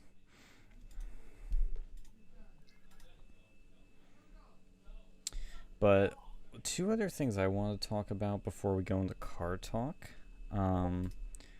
are the new social media platform that Lindell's starting, Mike Lindell, my pill guy, called Frank. He markets it as a free speech thing. I'm like, cool. And I like Mike Lindell. But then he says, oh, we're going to keep it like free speech that's defined in this country legally, where there's going to be, you can't say bomb in a theater. I'm like, okay, yeah, makes sense. But then he goes, you can't say God's name in vain. You can't curse, no pornography. And I'm like, all right. That's the not free pornography speech. stuff. I could understand that just because it becomes a legal issue because then you have to start policing for child porn. And right, but child pornography is not protected speech. That's but then you have to differentiate regular pornography and child pornography, and you get some of these actresses out there. It can be tough. Twitter allows porn. Yeah, for now. But then they'll hit people like the porn actresses on there, like the people with the OnlyFans. Like, didn't they suspend the gamer girl one for some stupid shit on there? I think they did. I forget what their reason was, but they did. Like their porn, and then that's how Sargon got kicked off, as pornography. Yeah, that was funny. they're inconsistent with their porn rules. Like it's not really a good porn platform. Yeah. But I can understand porn. The other stuff, honestly, I think it's, a leftist term is, I think he's dog whistling that it's not going to be a leftist, because you can't just say I want a conservative platform. Yeah, well, I just have a problem with, if you're going to mark his free speech, it's got to be free speech like Gab. This is not free speech, but that's how he's marketing it. It's objectively not free speech. Like, Gab is more free speech than this. I can curse on Gab, but I can't curse on Mike. Like, when I join Mike Lindell's platform, I'm just going to curse. Like, every post can be a curse. I'll say, like, F communists or something.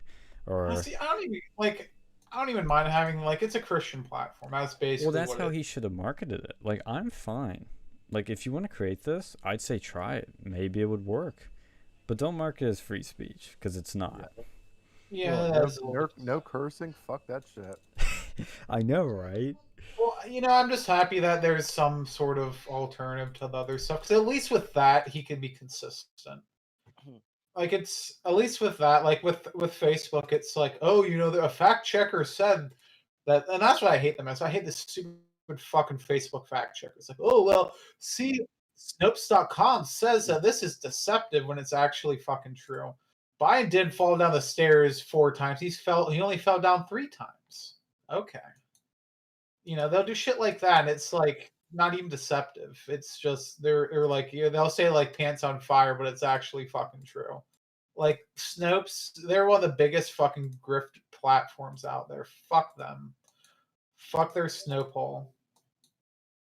I just hate that. I'll be on fucking Facebook, and that's why I don't even go on there anymore, because it's like, oh, this is actually not true, and I never asked for this stupid shit. And it just pisses me off when I see it. Like, I see their stupid fucking rules. Like, oh well. I hate when Twitter has their fucking recommended shit. Oh, just like YouTube.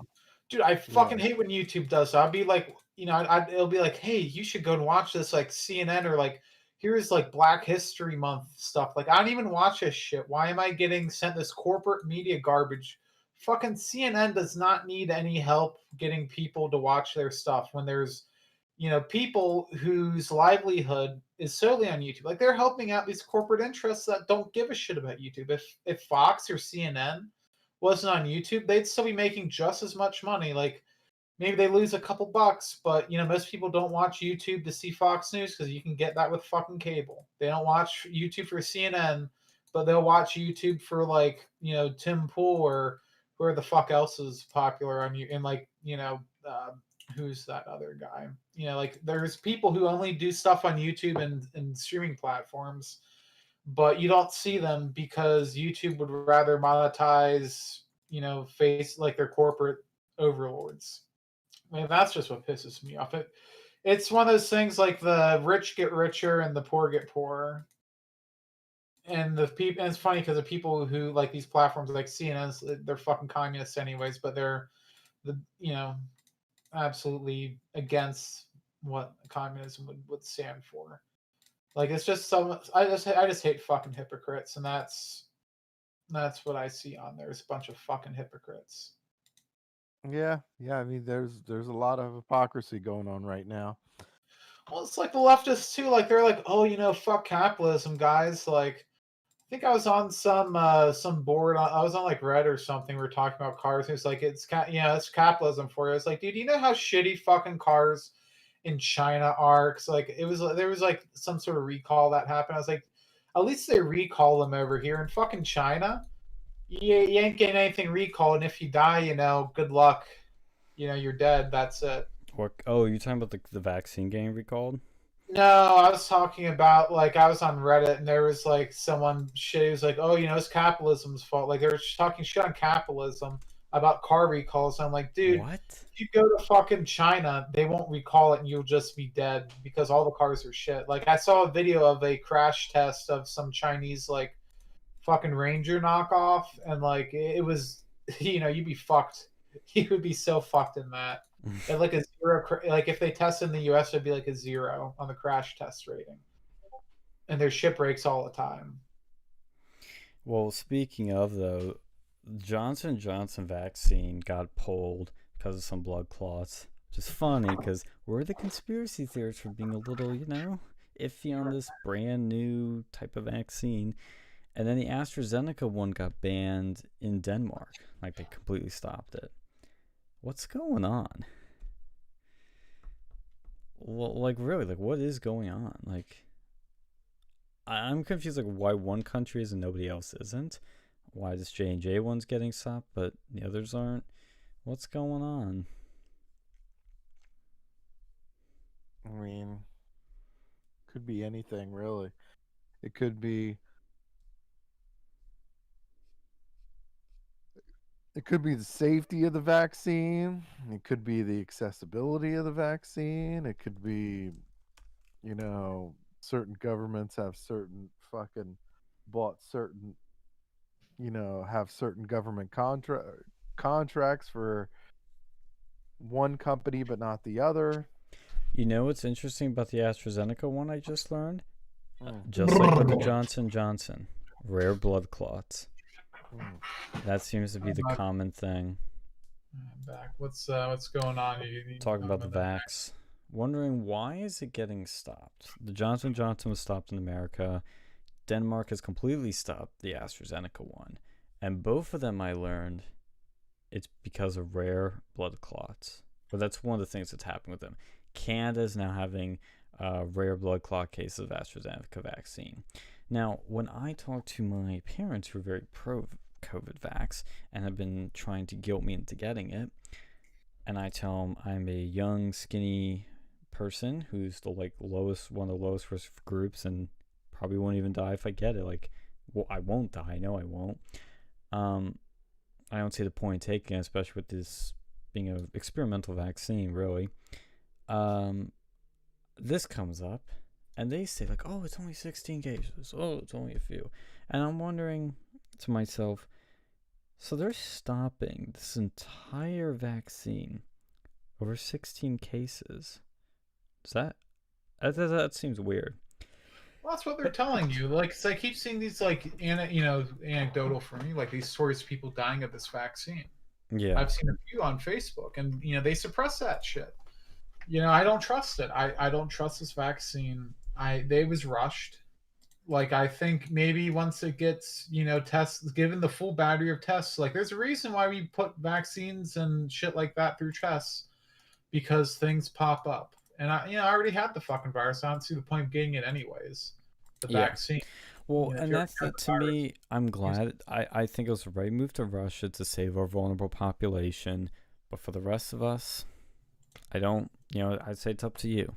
And that's where I'm fine with it, because if it's up to me, if I want to take it or I don't want to, I'm perfectly fine with it.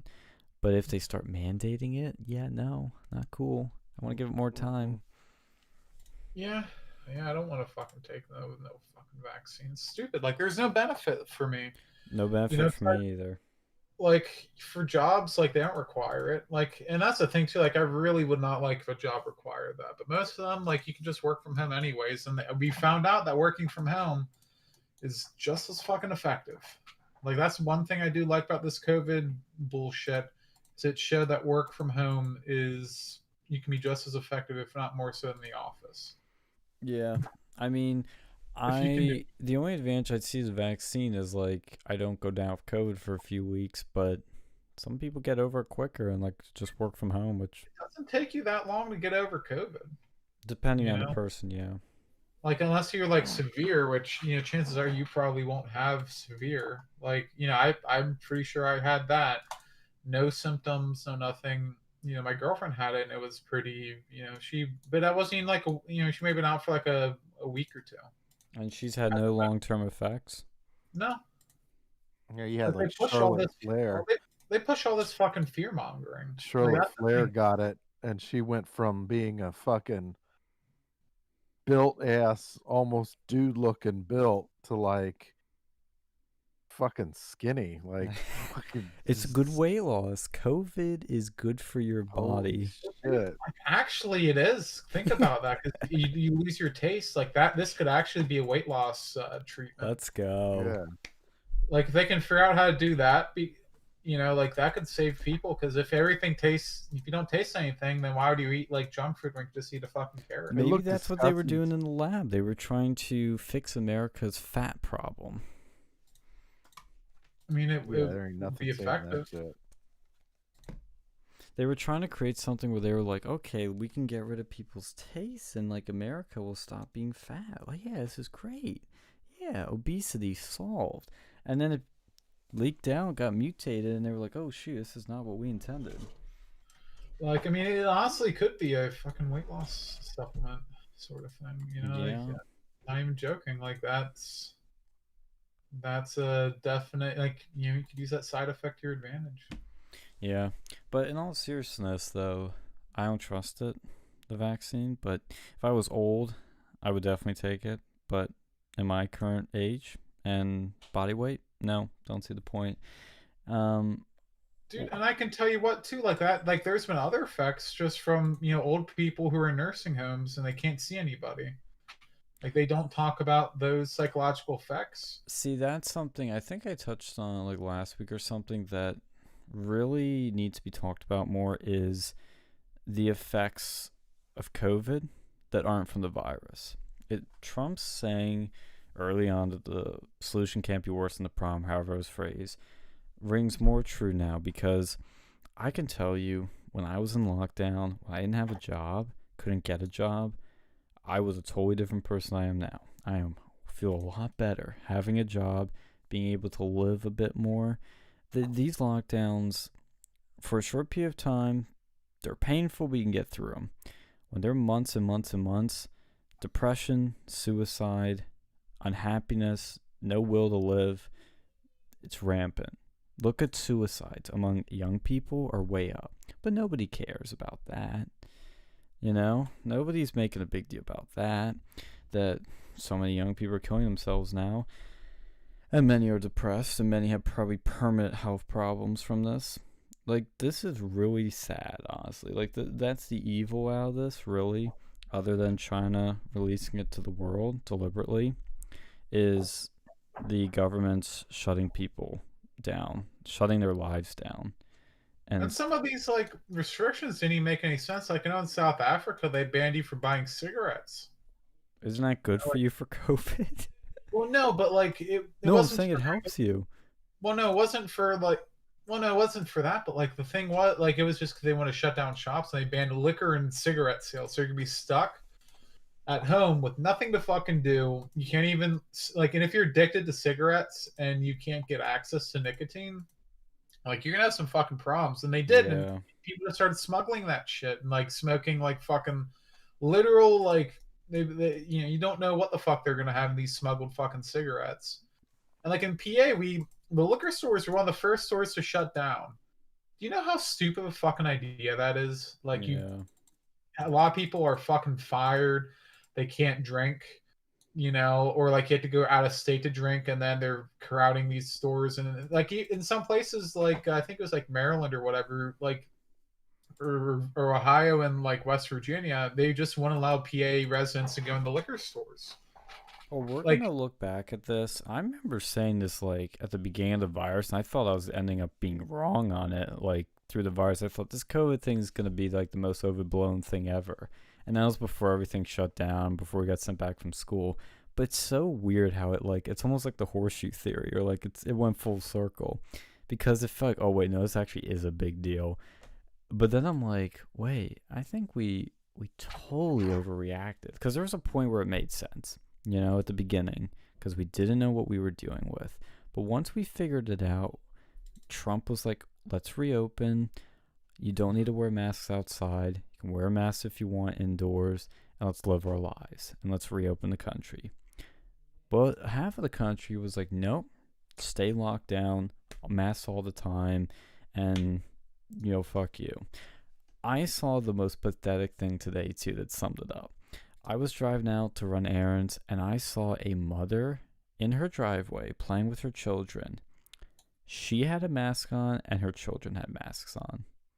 No, I'm not, like, that's retarded. That is so fucked. You Like, shouldn't that's be so able to have stupid. kids. Like, those Like, kids what should be pisses taken me off away. is when you're alone in your car and you wear a mask. Like, that's the most cucked thing I've ever So- seen. Or like when I saw someone at the bank drive-through with a mask on. Oh man. Like, you sound like you talked like, it's through the intercom. Like, what are these people doing? I know, it's just irrational. It's just pure irrational. And there's no other way to phrase it, because you get COVID in contact with a person. Even surfaces, it's very low. Like if somebody sneezes, puts COVID on your surfaces, very low chance you're going to get it from surface transmission. It's really 15 minutes at least of exposure to somebody with COVID, like, and you're close to them. But if you're even like 30 feet away from them and they have COVID, you're not going to get it. I mean, it's just so stupid how people are acting. It's because it's fear. Fear, fear, fear. You see stuff they're going out now, like, oh, these vaccines might not be effective against the new strain, so you're going to get fucking vaccinated. I don't buy that. I don't buy that.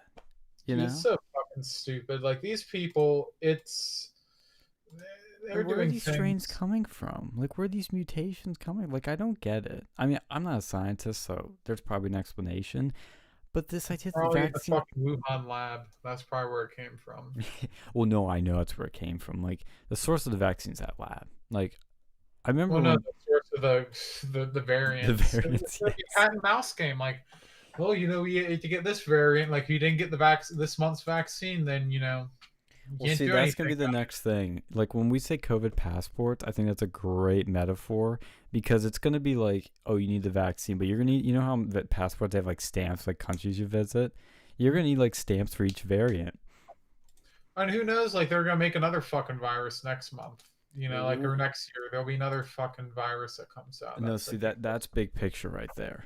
What's the next virus? Because, interestingly enough, the government had a plan. It was called SPARS, I think 2025 or something like that. And it was like a plan, like if we had a pandemic, what we do. And there's so much stuff that's been taken from there that's being implemented now that it's weird the timing of it. It was only it was a little off, but you know, the government had actually documents prepared for something like this. Well, I mean, they did. Like, I mean, it makes sense to do that because chances are, like, we've been pretty lucky. Like, we haven't really had a major outbreak before this since, like, World War One. Yeah. No, So, I I mean, agree. it's like once in 100 years thing. It's right about that time, So, I mean, that makes sense to be prepared for this. But like, man, this is nowhere near as like fucking dangerous as the Spanish flu was. Oh yeah, this is nowhere near as dangerous as the media wants you to believe, and they want you to believe it's dangerous because it's good for their ratings. CNN admits that to themselves on the Project Veritas videos. It's just a fear campaign for ratings.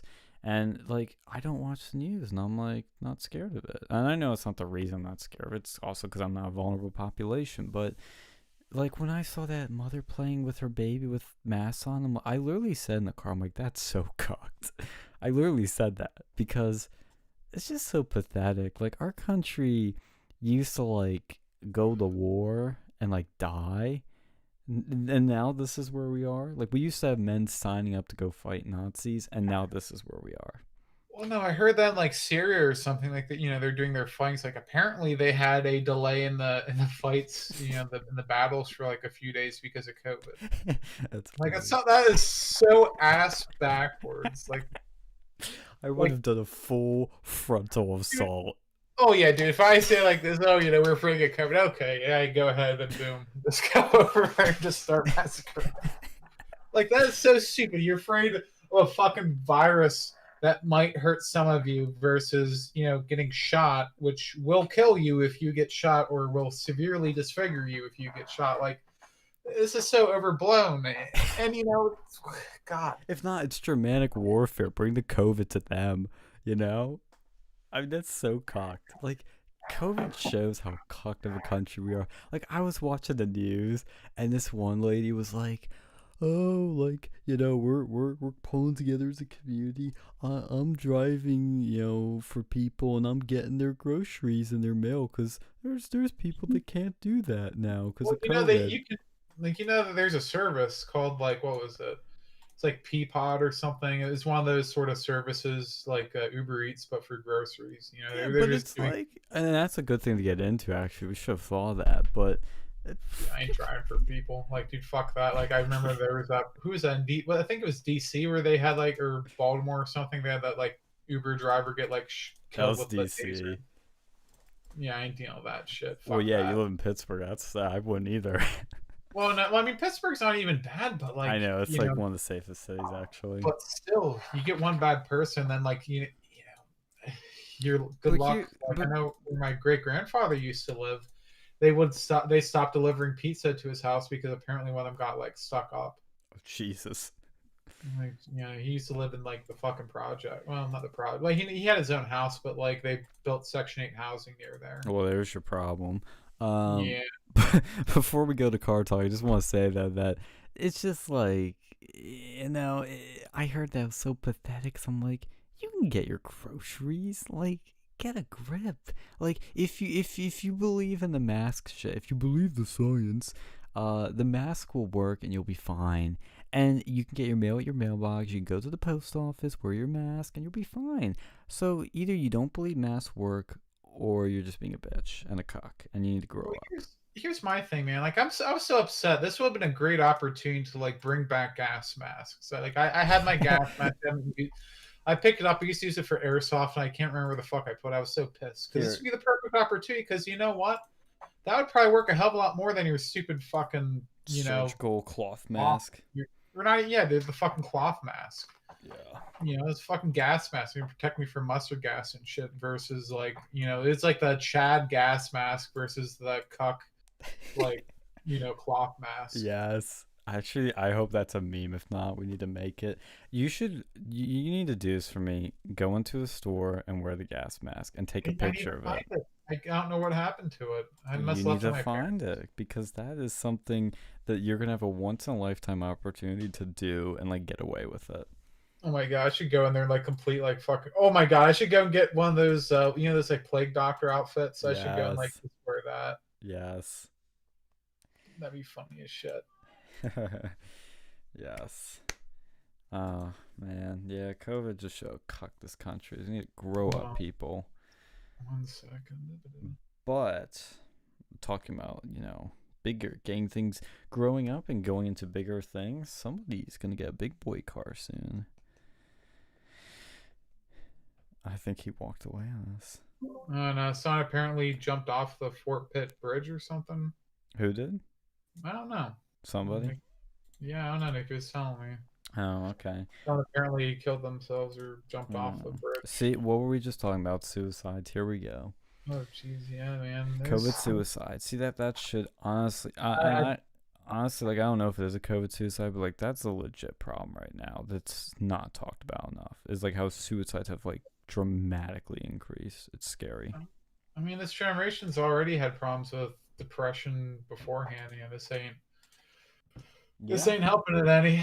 Yeah, because it's taking away people's meaning in life or their purpose. No school, no job. What do you do? Oh yeah, jerk off. I feel bad for those kids because can you imagine being in kindergarten and expected to go and like do kindergarten from home? Yeah. Like, dude, I wouldn't be paying attention at all. I'd be like fucking around. Especially like for those who don't have parents who can like work from home. Yeah. Well, see, that's another thing with the lockdowns too. Was like not everybody can stay at home. But another thing too you mentioned with the schools. I think I told you this, but at the schools near me, you know how it's all like, oh, 6 foot, 6 feet, 6 feet, no more than 6 feet. They changed it. Oh, you can do 3 feet now. And the only reason is because they need to fit kids like in the classroom. It's like, oh, 3 feet's okay now. I guess it is. Well, see, my cousin, like, he went to private school, and like, man, like, he's gonna be so far ahead of his classmates just because they've been going in person since day one. I didn't think they had to wear a mask over there. Nice. Like his whole school, like, or not his school, but like the kids around there, like, and like the left wants to talk about equality and shit, and like making sure people can compete. Like, that's one thing that's gonna fuck it up because not everyone can do at work, school from home. Yeah. Not everyone can do that effectively. Like, if your parents don't give a shit beforehand, or like they have a job to do and they have to go into work, how can you expect them to like help you with school? Like, basically force you to do your shit. 'Cause, like, a little kid isn't gonna just naturally give a crap about like doing their schoolwork. Like, if you're like 4 or 2, or you have like ADHD, or you're like just not as smart as some other people, or whatever, you're gonna have you're already gonna have problems if you're doing it remote. Like, I had friends, when I was in school, and like we had like I think we had like remote class one. Like, you had the opportunity for like I think a couple remote classes when I was in there, like in high school. They just fucked around. Like, they do that stuff and they just fuck around, not do their work. That's a major issue. And then, heaven forbid, like the school districts that couldn't afford to get like iPads or whatever the fuck they use, or like Chromebooks, and then they're expected to go and use their own computers. Well, see, that's actually something too. Like, I mean, there's been supply shortages with like freaking everything, but especially with computers, because we had just this crazy demand. People were bored at home, wanted to game or upgrade their shit. Then you had people working from home that may want to upgrade their shit because they have to run more sophisticated programs, require more horsepower. But the bigger thing too, and I learned this from some like other workplaces, is not every a lot of workplaces, actually, I should say, they weren't ready for this. There were some that like had the infrastructure and actually were like ready for it and could actually switch to it quickly because they had like cloud computing and a bunch of other things, and good security. But there were a lot of companies that just didn't have that. And so like this idea of like, oh, you can just work from home was like, no, we can't. We literally do not have like cloud computing. We literally don't have the security or like work computers that are up to spec for that. So some companies just had to buy a bunch of new shit and real quick. Dude, like, it's just crazy, man. Like, I used to work in a security operations center setting, and like we just like a couple months before COVID, we set up so that we could actually like do remote work. Yeah, lucky. We used to not be able to go and like have everyone be remote. We used to have to actually like one person always in there just for like the phone lines and stuff in case someone called. Well, But, see, like, yeah, that's that. Well, that's a good case, like, of where you guys were lucky. And I'm glad that there was this, like, forced innovation because it sped things up. But there were a lot of people and that's why, and, like, now you have these shortages, and it's like not everybody's there yet still. Oh yeah, and like I imagine, like it's gonna be a major insider threat issue, like with this whole working remotely, especially with contractors, because I showed you that video the other day. Like, there's literally like fucking videos on YouTube showing you how to like fucking get other people like there's services out there, and you can go and not know how to do your job, and they'll like pay. You can have a proxy interview. They will literally fucking like talk, and you make it look like you'll talk and walk you through everything. It's a major security issue. Yeah. When I see some of this shit. Well, I want to mention this real quick, actually, before we go to car talk, because this is some breaking news. Biden, after criticism, is now saying he's going to raise the refugee cap in America. It's going to go from 15,000 to 62,500. That's big. This is, again, the border crisis. The Biden border crisis is the biggest thing happening right now. Like, this could fundamentally change the country. Well, here's the thing that's really concerning, though. Think about the the H-1B. That's what really concerns me, because that's what affects my ass. Yeah. And no one talks about that, not very much. And that, I don't know what's going to happen to the Biden administration with that. Like, most of it's like the low skilled labor, but like that is concerning. Yeah, I agree. And also, I actually just got an email from somebody. I want to read this quickly, and then we'll go into car talk for real. This is from, well, I'll just read you the headline or the subject of the email, and you'll know who it is.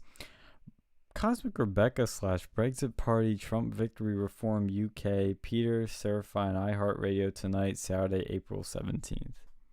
Oh, I forgot she was trying to come on last week. What happened? She was. We had Big Al on too. It was like we were all prepped and ready. I don't know what happened. I'm gonna have to ask her, but she's emailed me. That was the subject, by the way, of the email. A lot. And she says, alas, another great radio host, my longtime friend DJ TK, who we've had on here once, veteran of 13 years of service to Penn State Center County, PA communities, has been taken down. She didn't really explain it more. I think because he has an iHeartRadio show, I think. Oh wait, no. I think DJ TK is no longer on the line. I think he got taken off.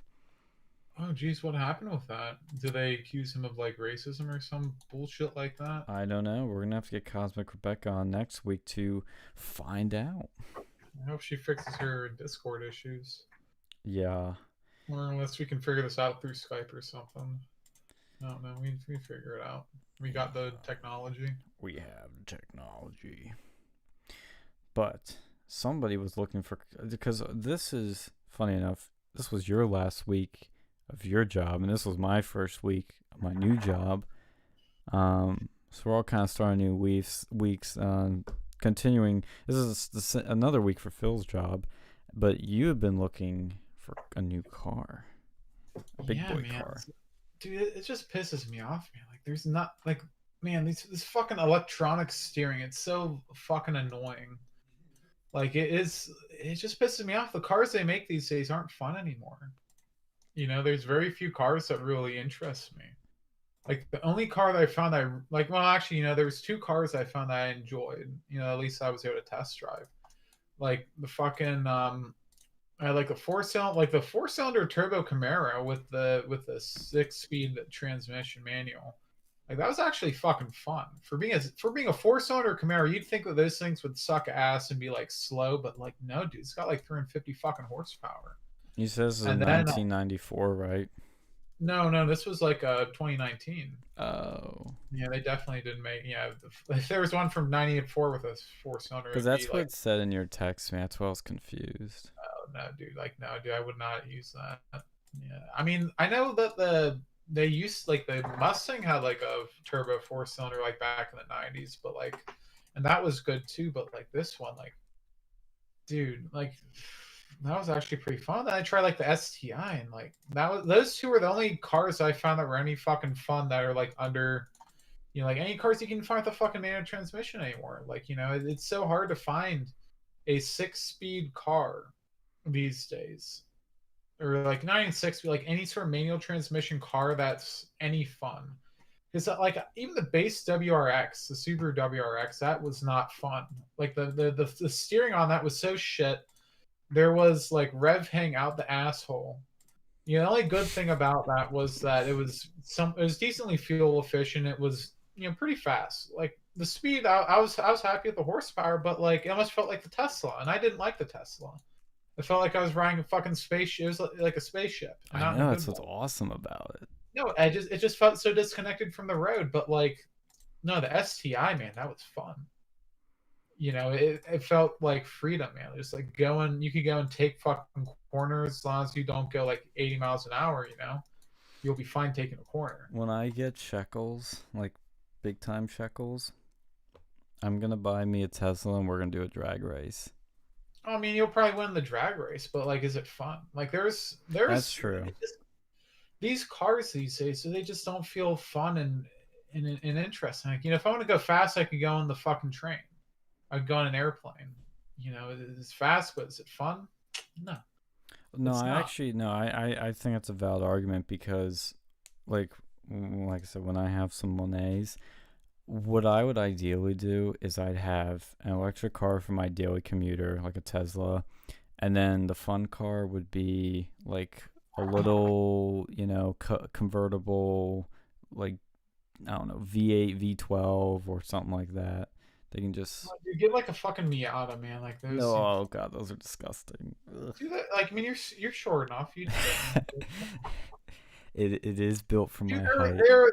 They're a fun car. Like, you know, they get a bad rap because people, you know, they just seem so cheap. Like, it's like it just seems like a cheap sports car. Like it is the peak. Like, you love British shit. Like, that's like the peak, like British convertible. It's Mazda. British. It's not even British though, but it does a better job than any British convertible. I like British, but I don't like British cars.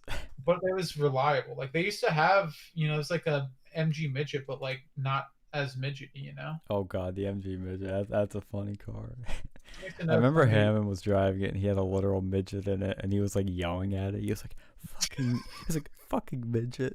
And then he's like, the midget got like upset over it. He's like, no, I was talking about the car, not you. Okay, I mean, it was the car, and like it's called a midget, and he was like offended. See, like, they seem like they're fun cars, but I just, you know, I wouldn't be able to, like, I mean, the MG or even the Miata, but like I like the STI, but like, man, those things are fucking expensive. And then like, Jesus, dude, like I was looking at the Civic Type R's, and they are so expensive for what they are. You know, like, it's a front wheel drive fucking hatchback, but you're going to be paying like more money than the MSRP. Yeah. Like, I've never seen that before. Like, that is so stupid. Like, for a used Civic Type R was more expensive than a brand new Civic Type R, the MSRP. Like, who the fuck does that? And yeah, it makes no sense. Like, spec-wise, the STI has a beat in just about every fucking area except for fuel efficiency. But, you know, I don't care, man. If I'm driving a fun car like that, I don't want to go and have... I mean, the fuel efficiency for a Civic Type R, it's no fucking hybrid. It's no gas sipper. I mean, you'll get, like, I think 28, like 22, like 22 city, like 28 highway, which is okay. But you're still going to be paying, you know, you're going to be using your fucking, you know, the what you call it, the premium anyways. Like, dude, like, what I was surprised with was that Camaro, that 4-cylinder turbo Camaro. That had, like, I think it was close to 350 horsepower from that, and it could use regular octane gas, and it would get, like, it was like something the upper 20s to, like, I think even 30s for the highway. That's not bad. I mean, it seems like the STI gives you the most bang for buck. The Hondas. Well, only, like, dude, that Camaro was fun. But I just bet, but practical.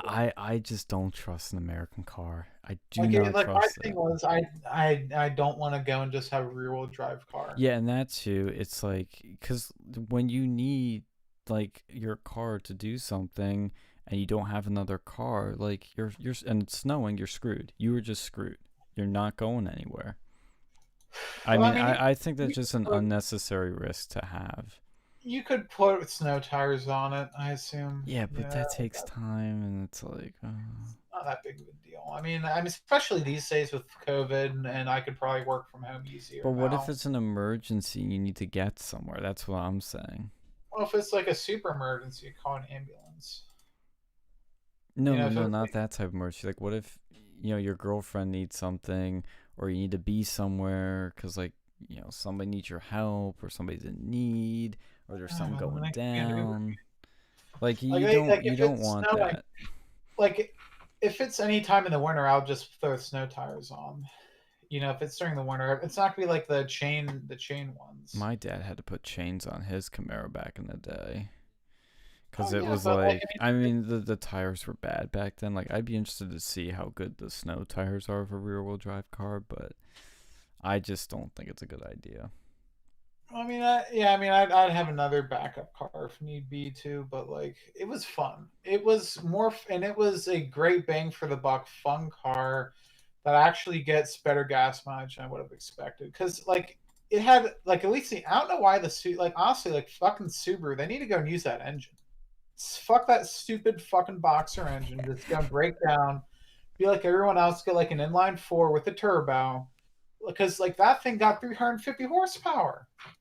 You know, and it's not the boxer. You don't have to deal like good lord the head like if you have to go and replace the what you call it, the spark plugs on the boxer, like that's a pain in the ass. The Like at least with Coxstar. that, at least with that, that's Wait, which not Camaro engine did you have again? like that one had the 4-cylinder turbo. Because the 4-cylinder turbo only has 275 horsepower. Also, I mean, fuck, it was still the guy said it was 350, so maybe it Oh, was. he had a bullshitter. But dude, it was fast. Yeah. I mean, that's No, more than the base WRX. yeah, I mean, you can I bet it's fun. I bet it's good, but like practically speaking, like it doesn't. I think that actually the most sensible one's probably the STI. well, yeah. I mean, that's I mean, that's the thing. Like, I don't need something super fucking practical, but Yeah, I know. if it could help me in the snow, that'd be nice. And it was fun, like, because most of these cars have that stupid fucking electronic steering and they don't make it feel good. And the only two that had decent like steering were the STI and the Camaro. Like they both had good feel. Like honestly, the Camaro was better in some ways than the STI even with the steering, because they had like the different modes in there. The STI probably had the different modes. I just never played with it. And the Camaro's not available in all wheel. No, it's Camaro. I know, but they've changed. I mean, Mustangs are now available in electric and an SUV. Oh, okay, You should yeah, try a Mustang. If you like the Camaro, I'm just saying, if you really do, you should try a Mustang. Well, yeah, I went to the Ford dealer and they didn't have any in manual, or maybe I had some like Mexican guy over there. So like, maybe he just didn't know how to look. He sucked.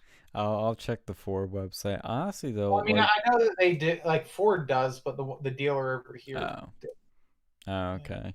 I was just literally going through all the car dealers over here, just looking for something that tickled my fancy. Because I know you're not into styling, really. You don't care too much about, but to me, the current Camaro is hideous. And it is like that. That was my two concerns were the rear wheel drive and the visibility, because you cannot see shit out of the back. Yeah. That was those two things were my only major concerns. Yeah, I just don't like the styling. I don't like the impracticality of it. Not just me. I haven't driven it, so my opinion technically doesn't matter. Dude, you're young, man. Go to the car dealers. You really want me driving? They won't check that. Driving a expensive car? So, man, you're young. Enjoy it. No, See, no, no. I want to. Don't get me wrong. I want to. But my track record on the road. I think I need a little practice first. Yeah, they give you. They have a co-pilot. Like the Yeah, what's he gonna do? As long as you're not going 80 miles per hour around like a sharp corner, you'll be fine. And like at least a Subaru. Who would do that?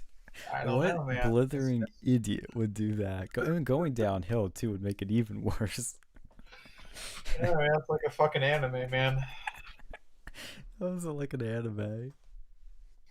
What was it? That one with the Takumi guy, the car one, the car one, the what the fuck is it? The Speed Racer. Initial D. Yeah, no, I get you, but I would try them because I'd say the Mustangs. I forget what the current one looks like, but I've always liked their styling better. But you know what? I want to go try one of those fucking Challengers just for the meme. Yo, yeah, you should, dude. Yes. I want to go and see if I can go and sneak into the fucking Get a Hellcat. demon. No, like my only concern with that one, they don't offer that manual, but like Who I'd like to go. cares? Just try the demon. I'd try. There's no way how I'd be able to spend like $6,000. I think that's what they used to charge for.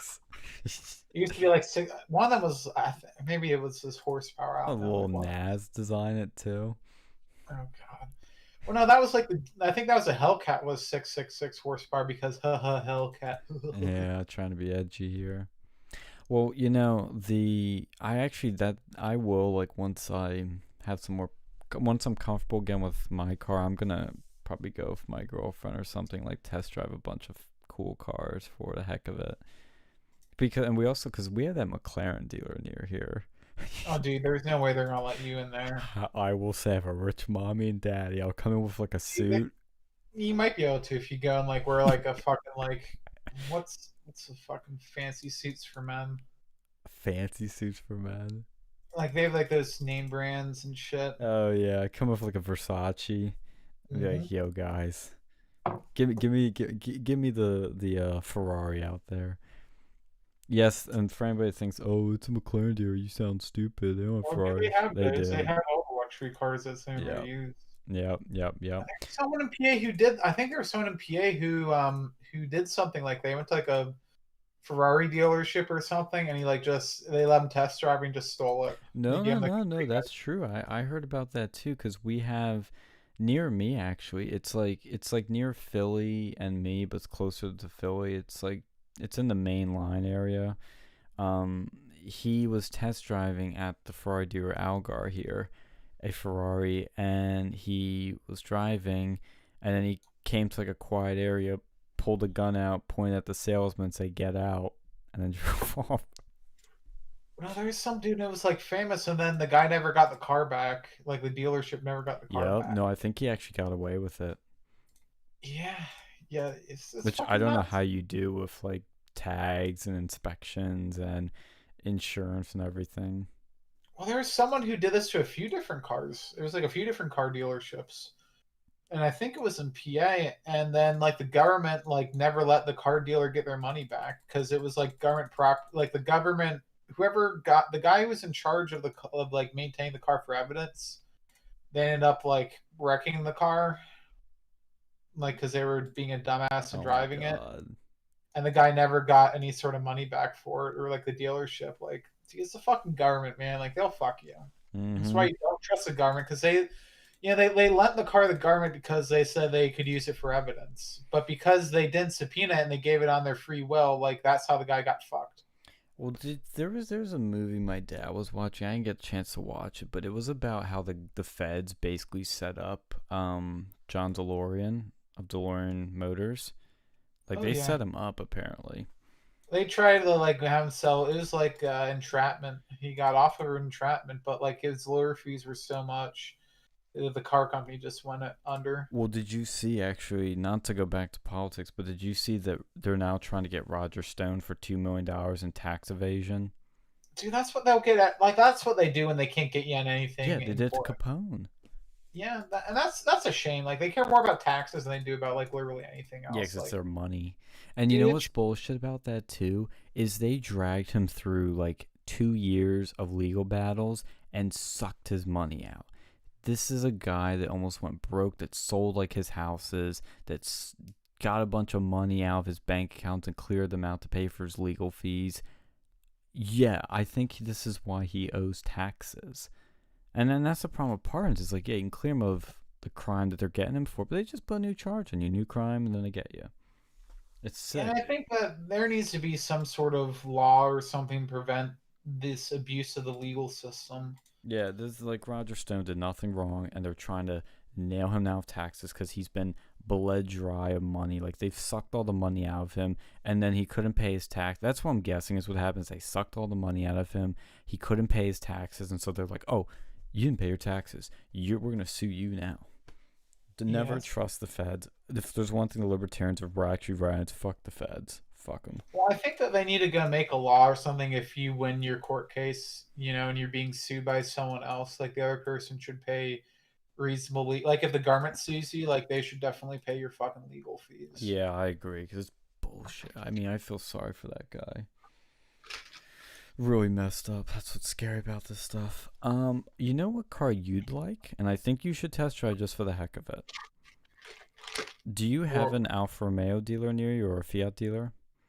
No, dude. Well, actually, you know what? There might be. I think there might be one. There probably is. But it might be used. Well, that's okay. Look for the Alfa Romeo 4C. Do you remember that car? I think I remember something on Top Gear with. I think that was it. Yeah, that was when Hammond raced Clarkson on the jet ski in Italy. The 4C. I've always liked this car. It's a cool little car, but you want to talk about raw driving experience. It's a little car, lightweight. They only sell the Spider now, but it's a little lightweight car. It's a lot of fun, and it's got manual steering. Ooh. Yes, it's got, and I think it's got a stick too. Is that rear wheel drive or I imagine that's rear wheel drive probably. Let's see, 237 horsepower. I'm pretty sure it's rear wheel. Like, I'm not saying you should buy this all. You should definitely not buy this because it's also extremely expensive. But if you want a fun raw driving experience, like, I think you'd have a good time in this. Yeah, I'd give it a shot. I want to go and try at some point that Golf R. Yes, now, definitely. They had the floppy paddle one at the dealership. I ain't dealing with that shit. If I'm spending close to 40 grand, it's gonna be my fucking dream car. Yeah, that's what I told you. Like I ain't gonna go like, because that's gonna be because with all the dealer shit, like that's gonna be expensive. But if it's something that I really like, fuck it. You only live once. I agree, dude. I agree. That's something I'd consider, but like, better be fucking good for that money. Yeah, I'm trying to get the full specs on the Alpha because, like I said, first of all, you can't afford this car. Like, it is starting at 70 grand. Yeah, it's crazy expensive, but test drive's free. So if they let you do it. Sometimes some of them, like, I mean, the only one that was like really good with that was like Tesla. They let fucking anyone test drive that shit. Yeah, I need to get in one of the newer ones.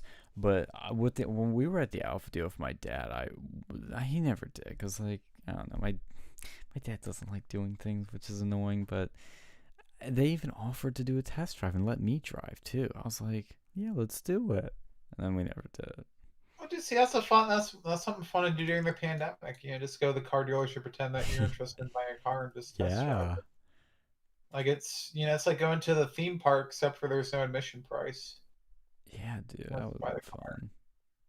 Like I get it. It's definitely fun, man. Like I've done my fair share of the test drives, man. Like I remember, I think I was like an 80s fucking Cadillac. Like this was years ago. Yeah, there's no way in hell I'd buy it. Got like at least one over there, because I mean, to be fair, they're probably just driving around the lot, so of course the gas mileage is going to be lower. But I can't imagine it would be. It was definitely not a fuel efficient vehicle. But over there it was like 6 miles per gallon. But like for a fucking 80s car that had the miles per gallon calculator, that was pretty fucking ahead of its time. And I think it had heated seats. And it had cigarette lighters for everyone in that fucking car. everyone had a fucking cigarette lighter. It was a Jesus. product of its time for sure. Yeah. But, I like, think man, this. like Mm-hmm. for a car that old, like I mean, it was the smoothest fucking ride I've ever done, and the leather seats, like that was like more comfortable than my fucking bed in the back, and it was so fucking roomy too. Like, man, if I just wanted to have like a car, just a smooth like road trip car, like I'd rent one of those Oh yeah, if they still. those were actually like really well built back in the day. Oh no, like the engines were absolute garbage. They had that like North Star engine with the they had that thing where it would like try to go, it would have the cylinder deactivation or whatever, but this was before they perfected that. Oh yeah, well I meant the interiors were well built on Oh yeah, it those. was American luxury. I mean, it's not like, this fucking Maybach shit, but it was, from what I understand, it was it was definitely comfortable. Now I know the thing you won't like about this Alpha is I think I'm trying to confirm this, but I think it's flappy paddles. But other than that, everything else is like pretty raw. That's pretty gay. You don't like them paddles? No, dude, I don't like those paddles. It's not fun. Like you use it like when you first get the car, like maybe once in a blue moon. It's like the moonroof. You'll Dude, we use use the that like. moonroofs all the time. Dude, I never use the fucking moonroof. The only time I use it is like when I'm going in a when I'm getting my car like at the what you call it, where they take your car to go and do the cleaning. I guess. Yeah, I Like mean. I'll use it there, like the car wash, just to go and like look at the funny Oh, colors. okay. That's fun. That's the only time I ever use my fucking moonroof. Well, I like how it brings, more light into the car. I always thought that was cool. It makes it. What's really cool is with the Tesla Model X, it has that glass that goes from like it's the windshield and it keeps going like past you a bit, like up on the roof. Like it's really cool sitting inside it. Like it feels so immersive. Like you just feel it feels so open. It's really cool. But I want to test drive like a Tesla Model 3, and then I want to drive the new Model S with this new steering wheel. Because have you seen that steering wheel? No, I tried the Model S before. Like that was fun. Like I mean, for if I had to go for an automatic car, that's probably what I would go for. The Tesla Model S? Yeah, if I had to get an automatic car, I'd probably try to get something like that out. Yeah. Well, no, I'm saying too now that they like with the steering wheel for the newest ones, they just changed it. It has one of those like race car, I guess you'd say, steering wheels where it's just the bar. There's no bar on the top to grab. It's like from the sides and the bottom. Like you can see on the screen right now. I don't know if that like works. Like, I guess it does. I don't know. I'd have to read reviews. They'd have a problem. Hmm? So if it didn't work, I think they'd have an issue. I'd think so. I'm surprised. Like, I know it's gonna sound stupid, but I'm surprised it's legal. Cause you'd think there'd be some like regulation against that. I mean, if it worked, like as long as you can deal with it, I think you could use the fucking Xbox controller if you really wanted to. I mean, This kind of looks like a controller. I mean, I mean, I don't see why it wouldn't be legal as long as you can turn with it. Yeah, I guess. It's just I don't know there's how always functional- weird regulations, Yeah, I don't know how functional it would be though. I know, that's why I really want to know what it's like to drive with that. Like, I'm really interested. Because on the one hand, it is cool how it doesn't block the screen. Like, that's cool. But I'm like, because when I drive, I mean, I keep my hand on the bottom part a lot, but I do use the top part a lot when I'm turning. So, I don't know. Yeah, I mean, I like to go. I like my regular steering wheels. It's fine for me. That's the other thing too. Like a lot of these cars have these stupid fucking infotainment systems that are like way too fucking big. Oh, dude, I could rant on this so much. I don't have a problem with that. I have a problem with car companies cannot do software. Holy Yeah, like that's was shit. the only decent one. Like my roommate, he used to have one of those like Lexus SUVs, like probably like like 80 grand or whatever. And that thing, like he'd have to go and pay like $200 to bring it to the car dealership to do an upgrade of the software. That's so stupid. Yeah, Tesla is the only one that does it right. They're the only ones that are actually in modern times with their software. Because I think I sent you that video from MKBHD or whatever his name is, MKHD. He was showing the new electric Maybach, and the freaking thing had a tablet in the back seat. And it's like, oh, cool. Is it an iPad? No. It's a 7-year-old Samsung tablet. 7 years. You hearing that? 7 years old. This is a Maybach, top of the line, ultra luxury Mercedes. Well, that's the thing. Like, why would you even include a fucking tablet in the car? Yeah, like, At well, all? it's Like, for in like the people back in the back seat. Yeah, I think it's Just unnecessary. bring your own fucking, like, everyone has their phone anyways. Yeah, I think like why Or would they you can bring use their it? own. It's gonna immediately date your car. Like, no matter what it is, like there's gonna be a newer model out anyways. Like, it's stupid. Yeah, it's so stupid to even have that. Cause like yeah, all your shit's on your tablet. Like I don't see the point of it. It's stupid, and like I said, it's gonna immediately be outdated. But even on like the infotainment system, like in the car, it's using like these ugly 3D glossy icons. Like you remember like early 2000s like iOS and Android design? That's Yeah. what it had. That's probably when it was made. It's probably like they probably built that like back then, And they just and then they didn't change it. or whatever, just like bought it now. Like that's the thing with cars. Like you date like you'd be really careful with car technology, and that's why like used cars, like luxury used cars never hold their fucking value. Yeah. It was because like as soon as it's out, like it's gonna be immediately dated. Like Yeah. I remember like my like back in the day, like they used to make the satellite navigation with like the Acuras, and it used the fucking like CD or DVD or something. Like it was like to have the maps, and like see, like, it's completely useless now because it's gonna be completely out of date, or you have to like keep buying like the new ones. Yeah, it's stupid. And like with Tesla, I mean, theirs are just the best. It's snappy, it's responsive, it's how it should be. With these car companies, like the traditional ones, it's slow, it's ugly, it's complicated, it's laggy. It's like this is unacceptable. But it's their car companies. They don't do software, so they don't get it. I don't get why they can't outsource it to some company that does, and they just make good shit. Like, I don't get it. I'm looking forward to self-driving cars. Good evening, gentlemen, and good evening, chat. Hello, Sammy. Yeah, see, I tried that self-driving shit before, but like I don't know, maybe so much. Maybe it's just Pittsburgh, but like so many places were under construction, like it just did not work. Well, I mean, I'm thinking for me, it being the based cripple man, having a self-driving car would be nice. That's fair, actually. Like, I personally, I love the idea.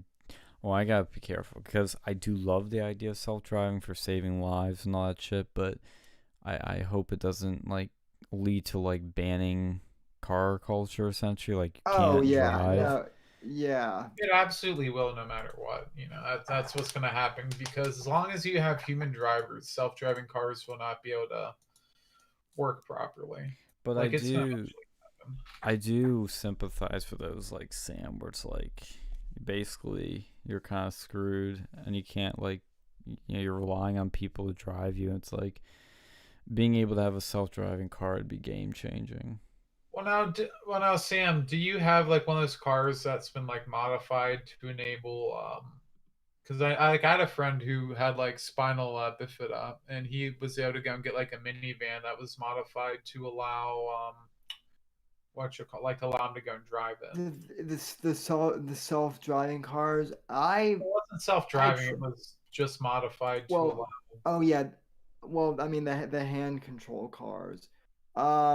I was going to do that, but even to even to like fill out paperwork for that, there's so much bureaucracy. Like, of course. Even so, it's like I have to like go through this whole like thing just to like I have to go through like a fucking medical exam and like all this shit, and then like wait wait, 180 days just to take like the fucking, exam to be able to To be do fair, it. So it's when like, I took the fucking driving exam, it took me a lot. Like just in PA, I don't know about you, Sean, but when I went to get my car exam, that took forever to schedule that shit because they're incompetent over here. yeah, but you don't.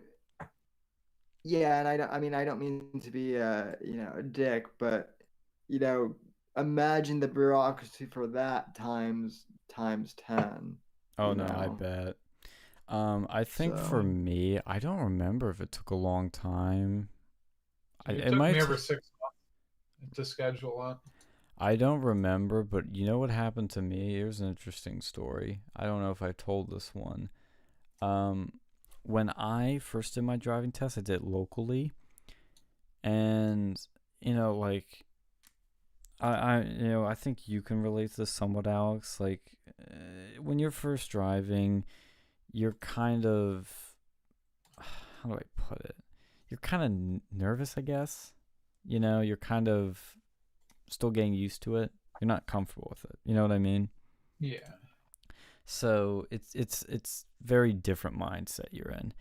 So when I was doing the driving test, I had this guy. He gets in the car. He's like old, smells like cigarettes, grumpy old man.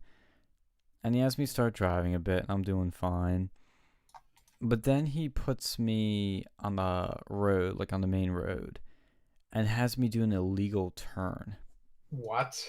Yeah. That's pretty fucking bad.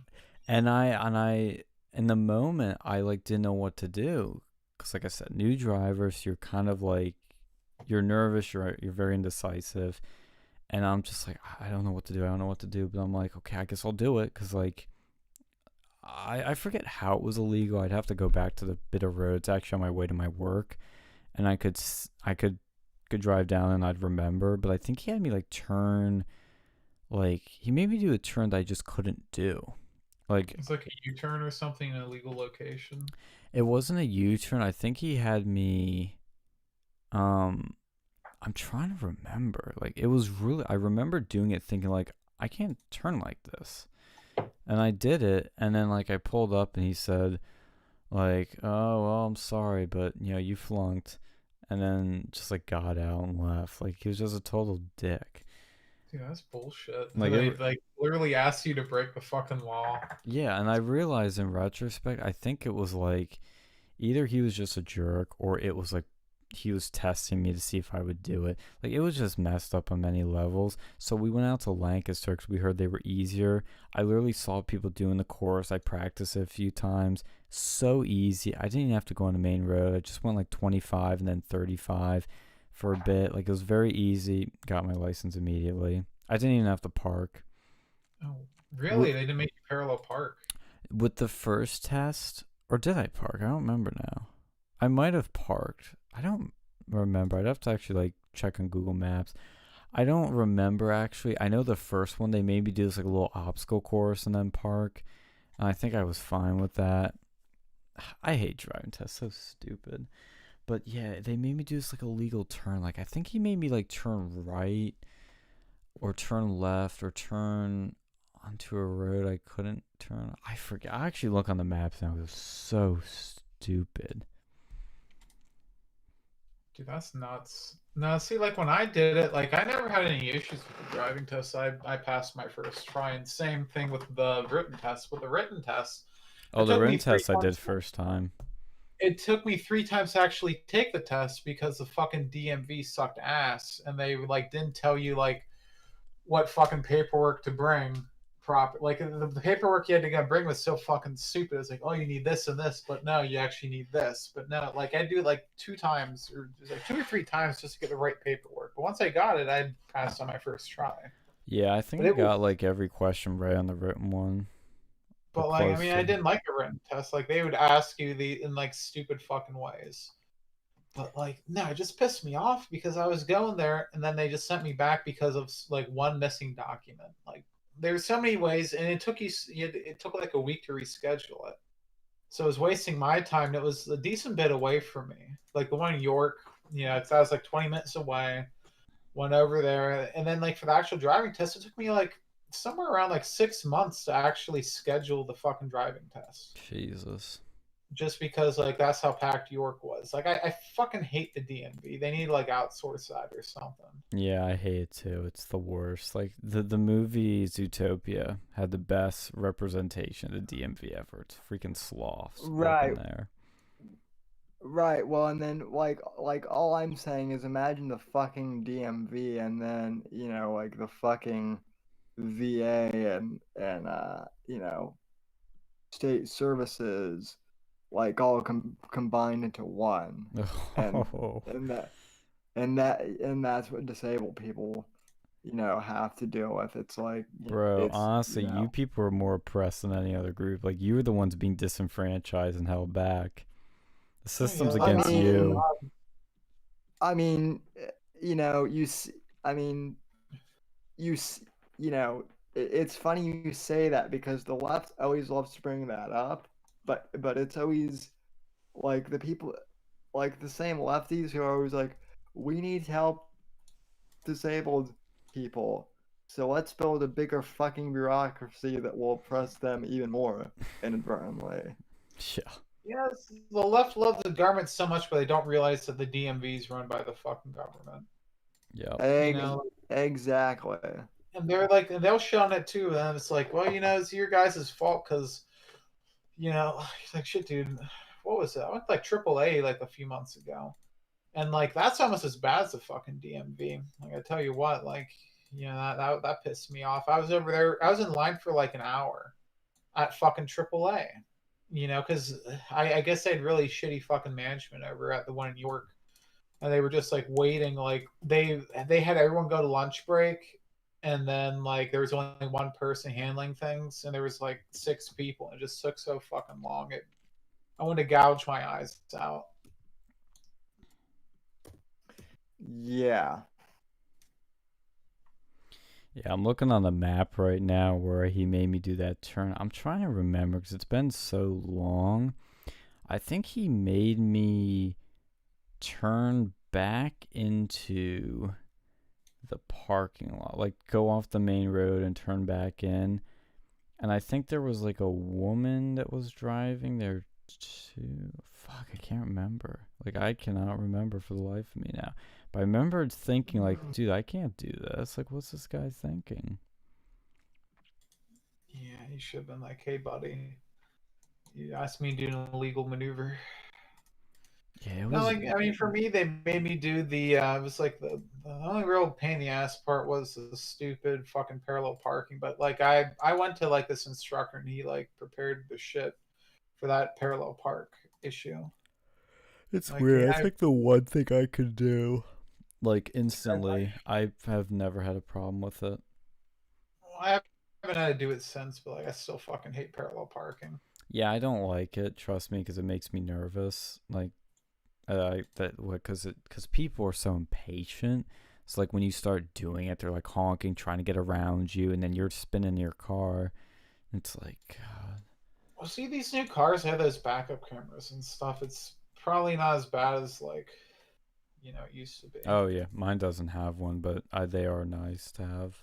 Like, I Like honestly, that's one of those things where when I was like a kid, I was like, oh, we're being silly. But when I use them, I'm just like, nah, every car should have this. This is actually good.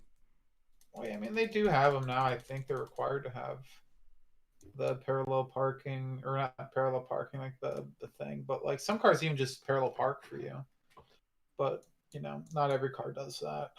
Like that's the only thing that it sucks. They just not having that option, or at least the with the rear view camera. Like that's pretty cool. Yeah, that is cool.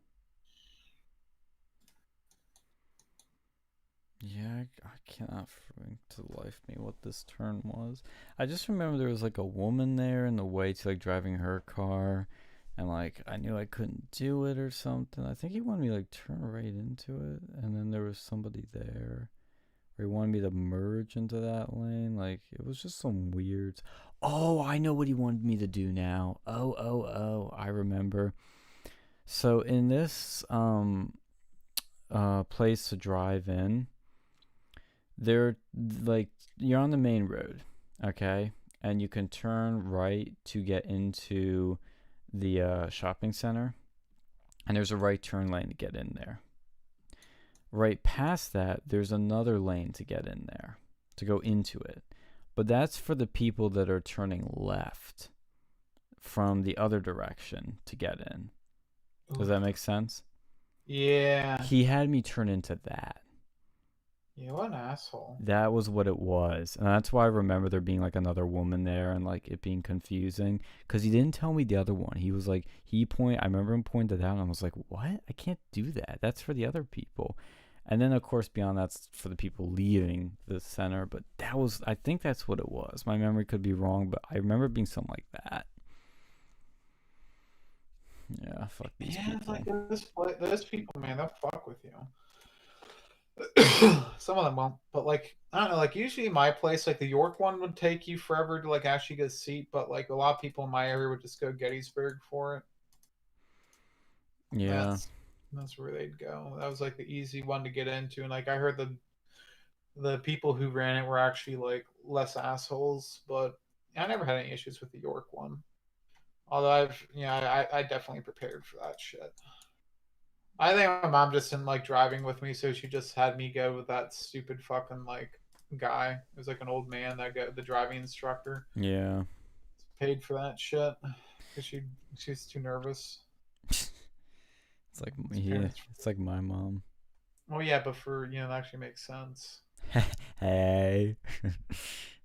Well, at least she was like, hey, you know what I could pull now? She was the one that taught me, so I can blame this all on her. Oh God. Yeah. This all makes sense now. Sure, just blame your mom. Blame the woman. Yes. Like a sexist bastard. Oh God, she's the one that, like, your dad never taught you. I thought see, that would be something I think your dad would have liked to do. I would think too, but that's not what happened. I mean, he did a little bit, but it was my mom that actually, like, day one taught me. Tucker Red Pills America. Oh yeah, baby. We're talking about his monologue on migration replacement migration. I haven't watched Tucker in forever. That's like the one that I will say you should watch that monologue. It's stuff that we know about. It's stuff that's been said before, but he frames it so perfectly and he reprioritizes the immigration argument. Like it's not just about cheap labor and like people cutting the line. Like it's about the Democrats bringing in a permanent voting population. Yeah, I mean, I get it, and I mean, I'm not even being critical. It's probably great. That the thing of it is, though, is, and this is the frustrating thing. It's like my normie friends and family members who should watch it won't because it's Tucker Carlson, and he's a bad man, or whatever. So yeah, no, I feel. I hope that this resonates with the more, you're like boomer Republican that watches Fox News and is like 5 years still in the past, and then I hope this kind of catches them up to like the bigger picture. I think it's very important. Well, that is one thing that, like, although I don't know, because boomers don't really listen to podcasts, but that is one thing I will say that like, as I mentioned to you last night, like, Daddy Jack Carr is out there red pilling people on radical Islam through through the best political thriller series out there, in my opinion. So yeah, that's when you do books, shows, movies. That's how you get to the heart of people. He actually, well, they're making the Terminal List into a show with Chris Pratt. So let's go. So yeah, I mean, I actually think that this is going to be bigger for Chris Pratt than Marvel. So was that the guy from Parks and Rec? Yes. Yeah. No, I like that guy. He's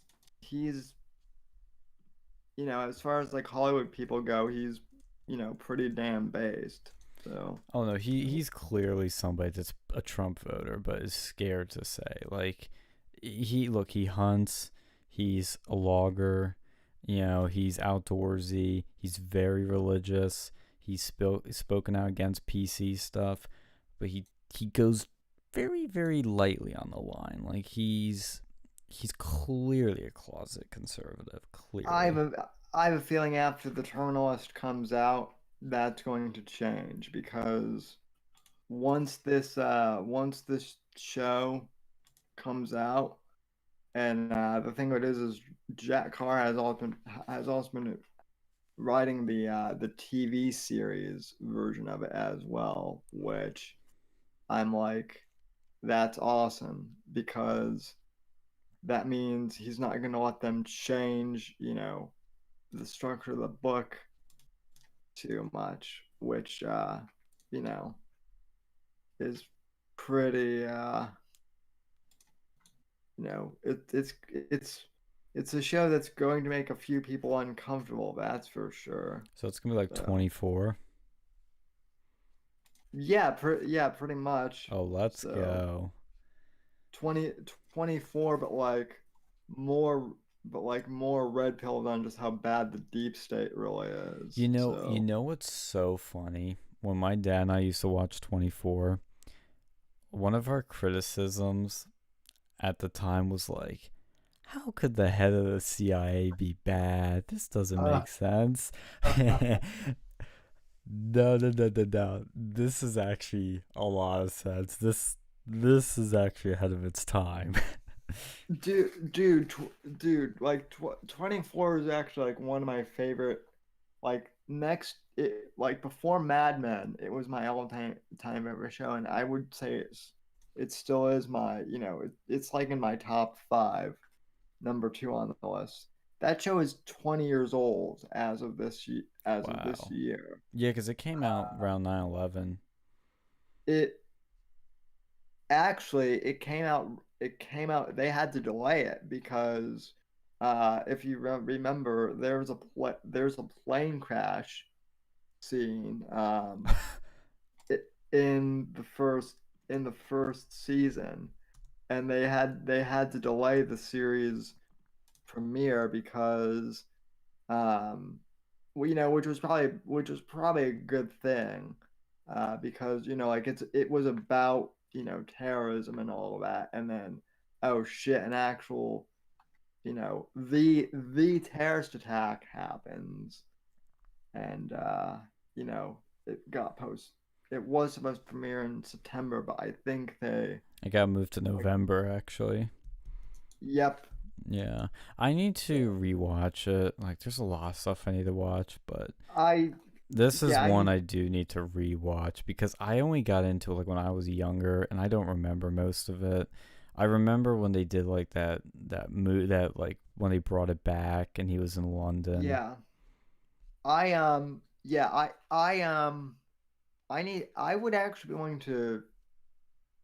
I would actually be willing to like rewatch it with you because like uh I the first time I watched it was like back in middle school, when it was still on, middle school and high school, and then uh my second rewatch was almost 8 years ago because the first year I moved here I did a big rewatch. Oh, So, nice. Yeah, I'd be but yeah, down. That'd be cool. it's been a while. Well, So what always drew me to it was like the obvious like appeal of it was like he just didn't fuck around. It was like he did whatever it took to take out the terrorists, and that was like when people. This is something I do actually remember from that time is like that is something people want. Like that was like a sentiment among a lot of people because of the war on terror. We were just like, dude, get rid of them, bomb the shit out of them. I don't care, torture them, like get them out. It was very well, much the tone of like at least half of the country. but then there was also the tone of like but then there was also the tone later. This was also was what was brilliant was like Jack would be preventing all these terror attacks base and meanwhile like politicians would be like, Jack can't do that, but meanwhile, oh, we want to start, a war, and you know, in XYZ country, you know. Yeah. So, Oh, I um, know. Like, and that's where I like. I think this is a show that would actually be extremely interesting to rewatch today. Because in retrospect, you'll just be like, oh my God, there was like a deep state, there were neocons, and like Jack Bauer's like your freaking like populist like agent, just like actually like doing what's right. which is hilarious when you find out that Kiefer Sutherland is Canadian. So, Yeah, that's true. Because that's um, Donald Sutherland's son. but yeah, no, if you like 24, then dude, I don't know how much of a reader you are, but the Eternalist, the Jack Carr books are definitely ones that you have to either read or do what I do and listen on Audible.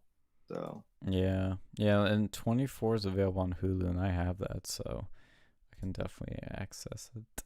I've I have to admit I was a I'm I'm this much of a nerd that I went out and bought the 24 Blu-ray uh, collection Nice. No, when I'm a when it big fan of physical media, man.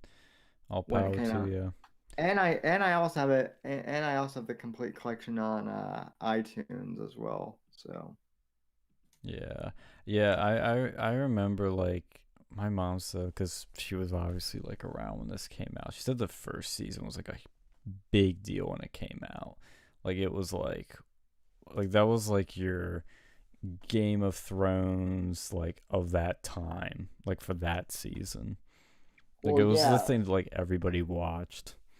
well, and also like they covered topics that like no one really Yep. had even like thought of, and I mean, and unfortunately they cover topics that now you couldn't cover today Oh yeah, like it because was of actually like quote unquote edgy, like with the torture, with Muslims, with all these other terrorism. Like it, like when you look at Homeland, for example, which had actually like the first four seasons were great. That show, you look at how the first season portrayed things, and then the last one, or even like I think it was the second to last one, where they were like super like, oh the poor Muslims, oh they're getting well, targeted but by the government. You know, it was more yeah, take on that like sympathetic approach. and the thing it is though is that argument always drove me crazy because the show clearly shows that like the show is not Islamophobic even when it was, you know, it showed that, radical Muslims hurt their own, Oh yeah, just as bad. So, so they never needed to soften it, and I don't know why they did, but yeah, it got really like, and then they had like it just got cocked. I mean, like there was that one character that was like Alex Jones. They called him like what was it like Brett uh O'Keefe. yeah, bro, okay, but I actually remember when I actually remember last year during quarantine, I binge watched, the last half of Milan, and I distinctly remember. I think I texted you, and I'm like, "Oh my God, I'm in the Brett O'Keefe season, and this is hilarious. Just how Oh yeah, bad." because they had like that like that one. Well, it was kind of like Charlottesville, or like they Yeah. blamed the Alex Jones character for instigating like this shoot off between like this Ted Bundy esque family and the FBI. It was just so silly, and it was just so blatant. The last season actually was actually good until the very end. But yeah, they had Yeah. those later ones. Ever since they like sidelined Quinn is when it got bad. Because Quinn was like your Jack Bauer in that show. Like he didn't Well, fuck well, around. He got the job done. He was cool. He was awesome. Quinn. I always described Quinn as like as like the version of Jack Bauer that they couldn't show on Fox because of, Fox being a network show, right? But like Yeah. if they had been able to do like an HBO, or like a more mature version of 24, back in the day. That honestly, that's the only thing I wish about 24. If it was on like a premium cable channel, I think it actually probably would have been a much like it would have been on another level. Yeah, it would have been a lot darker, which is what the Terminal List was going to pretty much be. Yeah, and that's what Homeland was kind of trying to be, and it worked in many ways, but didn't last.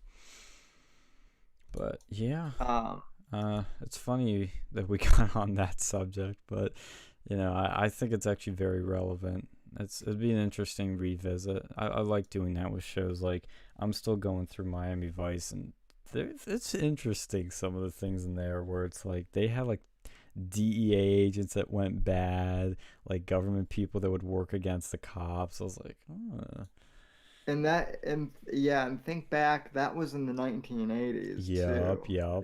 Well, like there was stuff of like the feds setting people up and funny, like it's interesting how even 40 years ago they were a little red pilled. There were little red pills coming out. Yep, and those red pills from like I people laugh when I say this, but like 24 is basically because I think I sent you like so someone actually asked me once like where do you get your foreign policy views from? 24 based. I flat out said that, and they're like you're and they're like, are you kidding me? And I'm like, do I look like I'm kidding you? Dude, if you ever said to me, I'd be like, all right, we're gonna be friends. This is gonna work. Yeah, the neocons I used to hang out with did not like. I mean they liked the show, but they thought I was disturbed because I had no problem with enhanced interrogation. So yeah. Yeah, it was good from my memory. I mean, there were some like far-fetched plot lines, like even like I remember the one like where these like terrorists like stormed the White House. I was like, okay, no. Yeah, I mean that one got I mean the later seasons I mean it ended better than Homeland did, I will say that. But like the whole Russian thing in season 8 where it started out being like, an Islamic carousel and then turns out it was the Russians. I'm like clearly they did a rewrite like, mid-season or something because And it's these lefties are writing it, think Russia's behind everything. It was so stupid. And then at the very end, like her turning on Saul makes zero sense. She would never do that. She said she'd never do it, and she literally like does all that crazy shit, and it was just ridiculous. Everything before that I thought was actually really good, but that was the moment I was like, nope, you ruined it. Yeah, well, and the fact that they tried to like, compare her to Brody and basically be like, she's turned into Brody. It's like, Oh, is that? I didn't realize that's what they were kind of going for, but yeah, I mean, I knew that was happening this season, but it never like, I kind of like dismissed it, but yeah. I mean they tried it, and it's like I see what you're doing, and I love Brody as a character, but like, come on, like, Well, what was so good about Brody was that you think like initially you don't know if he's turned or he hasn't, and that's interesting, but then when you find out more and then you know what he's gonna do, but you know why he's gonna do it, you have sympathies for him. Yeah, in a very twisted way. You root for him. Yeah, in a very twisted way, Brody is it's almost kind of funny because Brody basically becomes a jihadi to take out the deep state. Yeah, kind of. In a weird way, and then ends up redeeming himself and then ultimately perishes. And then and then reincarnates himself as a scumbag Wall Street insider. Yeah. So Well, what was cool, I will say, about 24 was with a lot of shows, what will get me is the concept. I mean, I had an interesting concept of like each episode was a day, or sorry, an hour, and then the yeah, whole season was a day. Like yeah. that's interesting because Oh, it can play out in real time. But I wish they. I just still don't get how you like pull these like all nighters for like this stuff. that the 24 subreddit is worth checking out because it's always like questions like when does Jack go to the bathroom or something Yeah, I wish they just show it. To and kind of give it that believability. well so Howard Gordon who wrote it, he actually gave a pretty funny answer. He's like, it's kind of assumed that when we cut to commercial break, Jack's going to the bathroom or eating a sandwich you know or something like that. So That's funny. yeah, I mean, like I said, the Terminalist, as far as like books go, is they're definitely worth checking out. I need to reread the first book. Um, so Yeah, yeah. Well, I think we've gone on for quite a bit, so I'm gonna end our stream unless there's something you want to talk about. I have some stuff I want to talk about off air that was hinting yeah, at you, Sam. yeah, that's why I popped in here. Yeah, yeah, and I'll fill you in on that, Alex. Because I wanted to talk about it on air more, or off air, but over voice. So, thank you for tuning in. Like, share, and subscribe. Follow Sam and his shit. Have a nice night. Sam at Sam_NWGC. Yep, got it. Bye. Bye bye.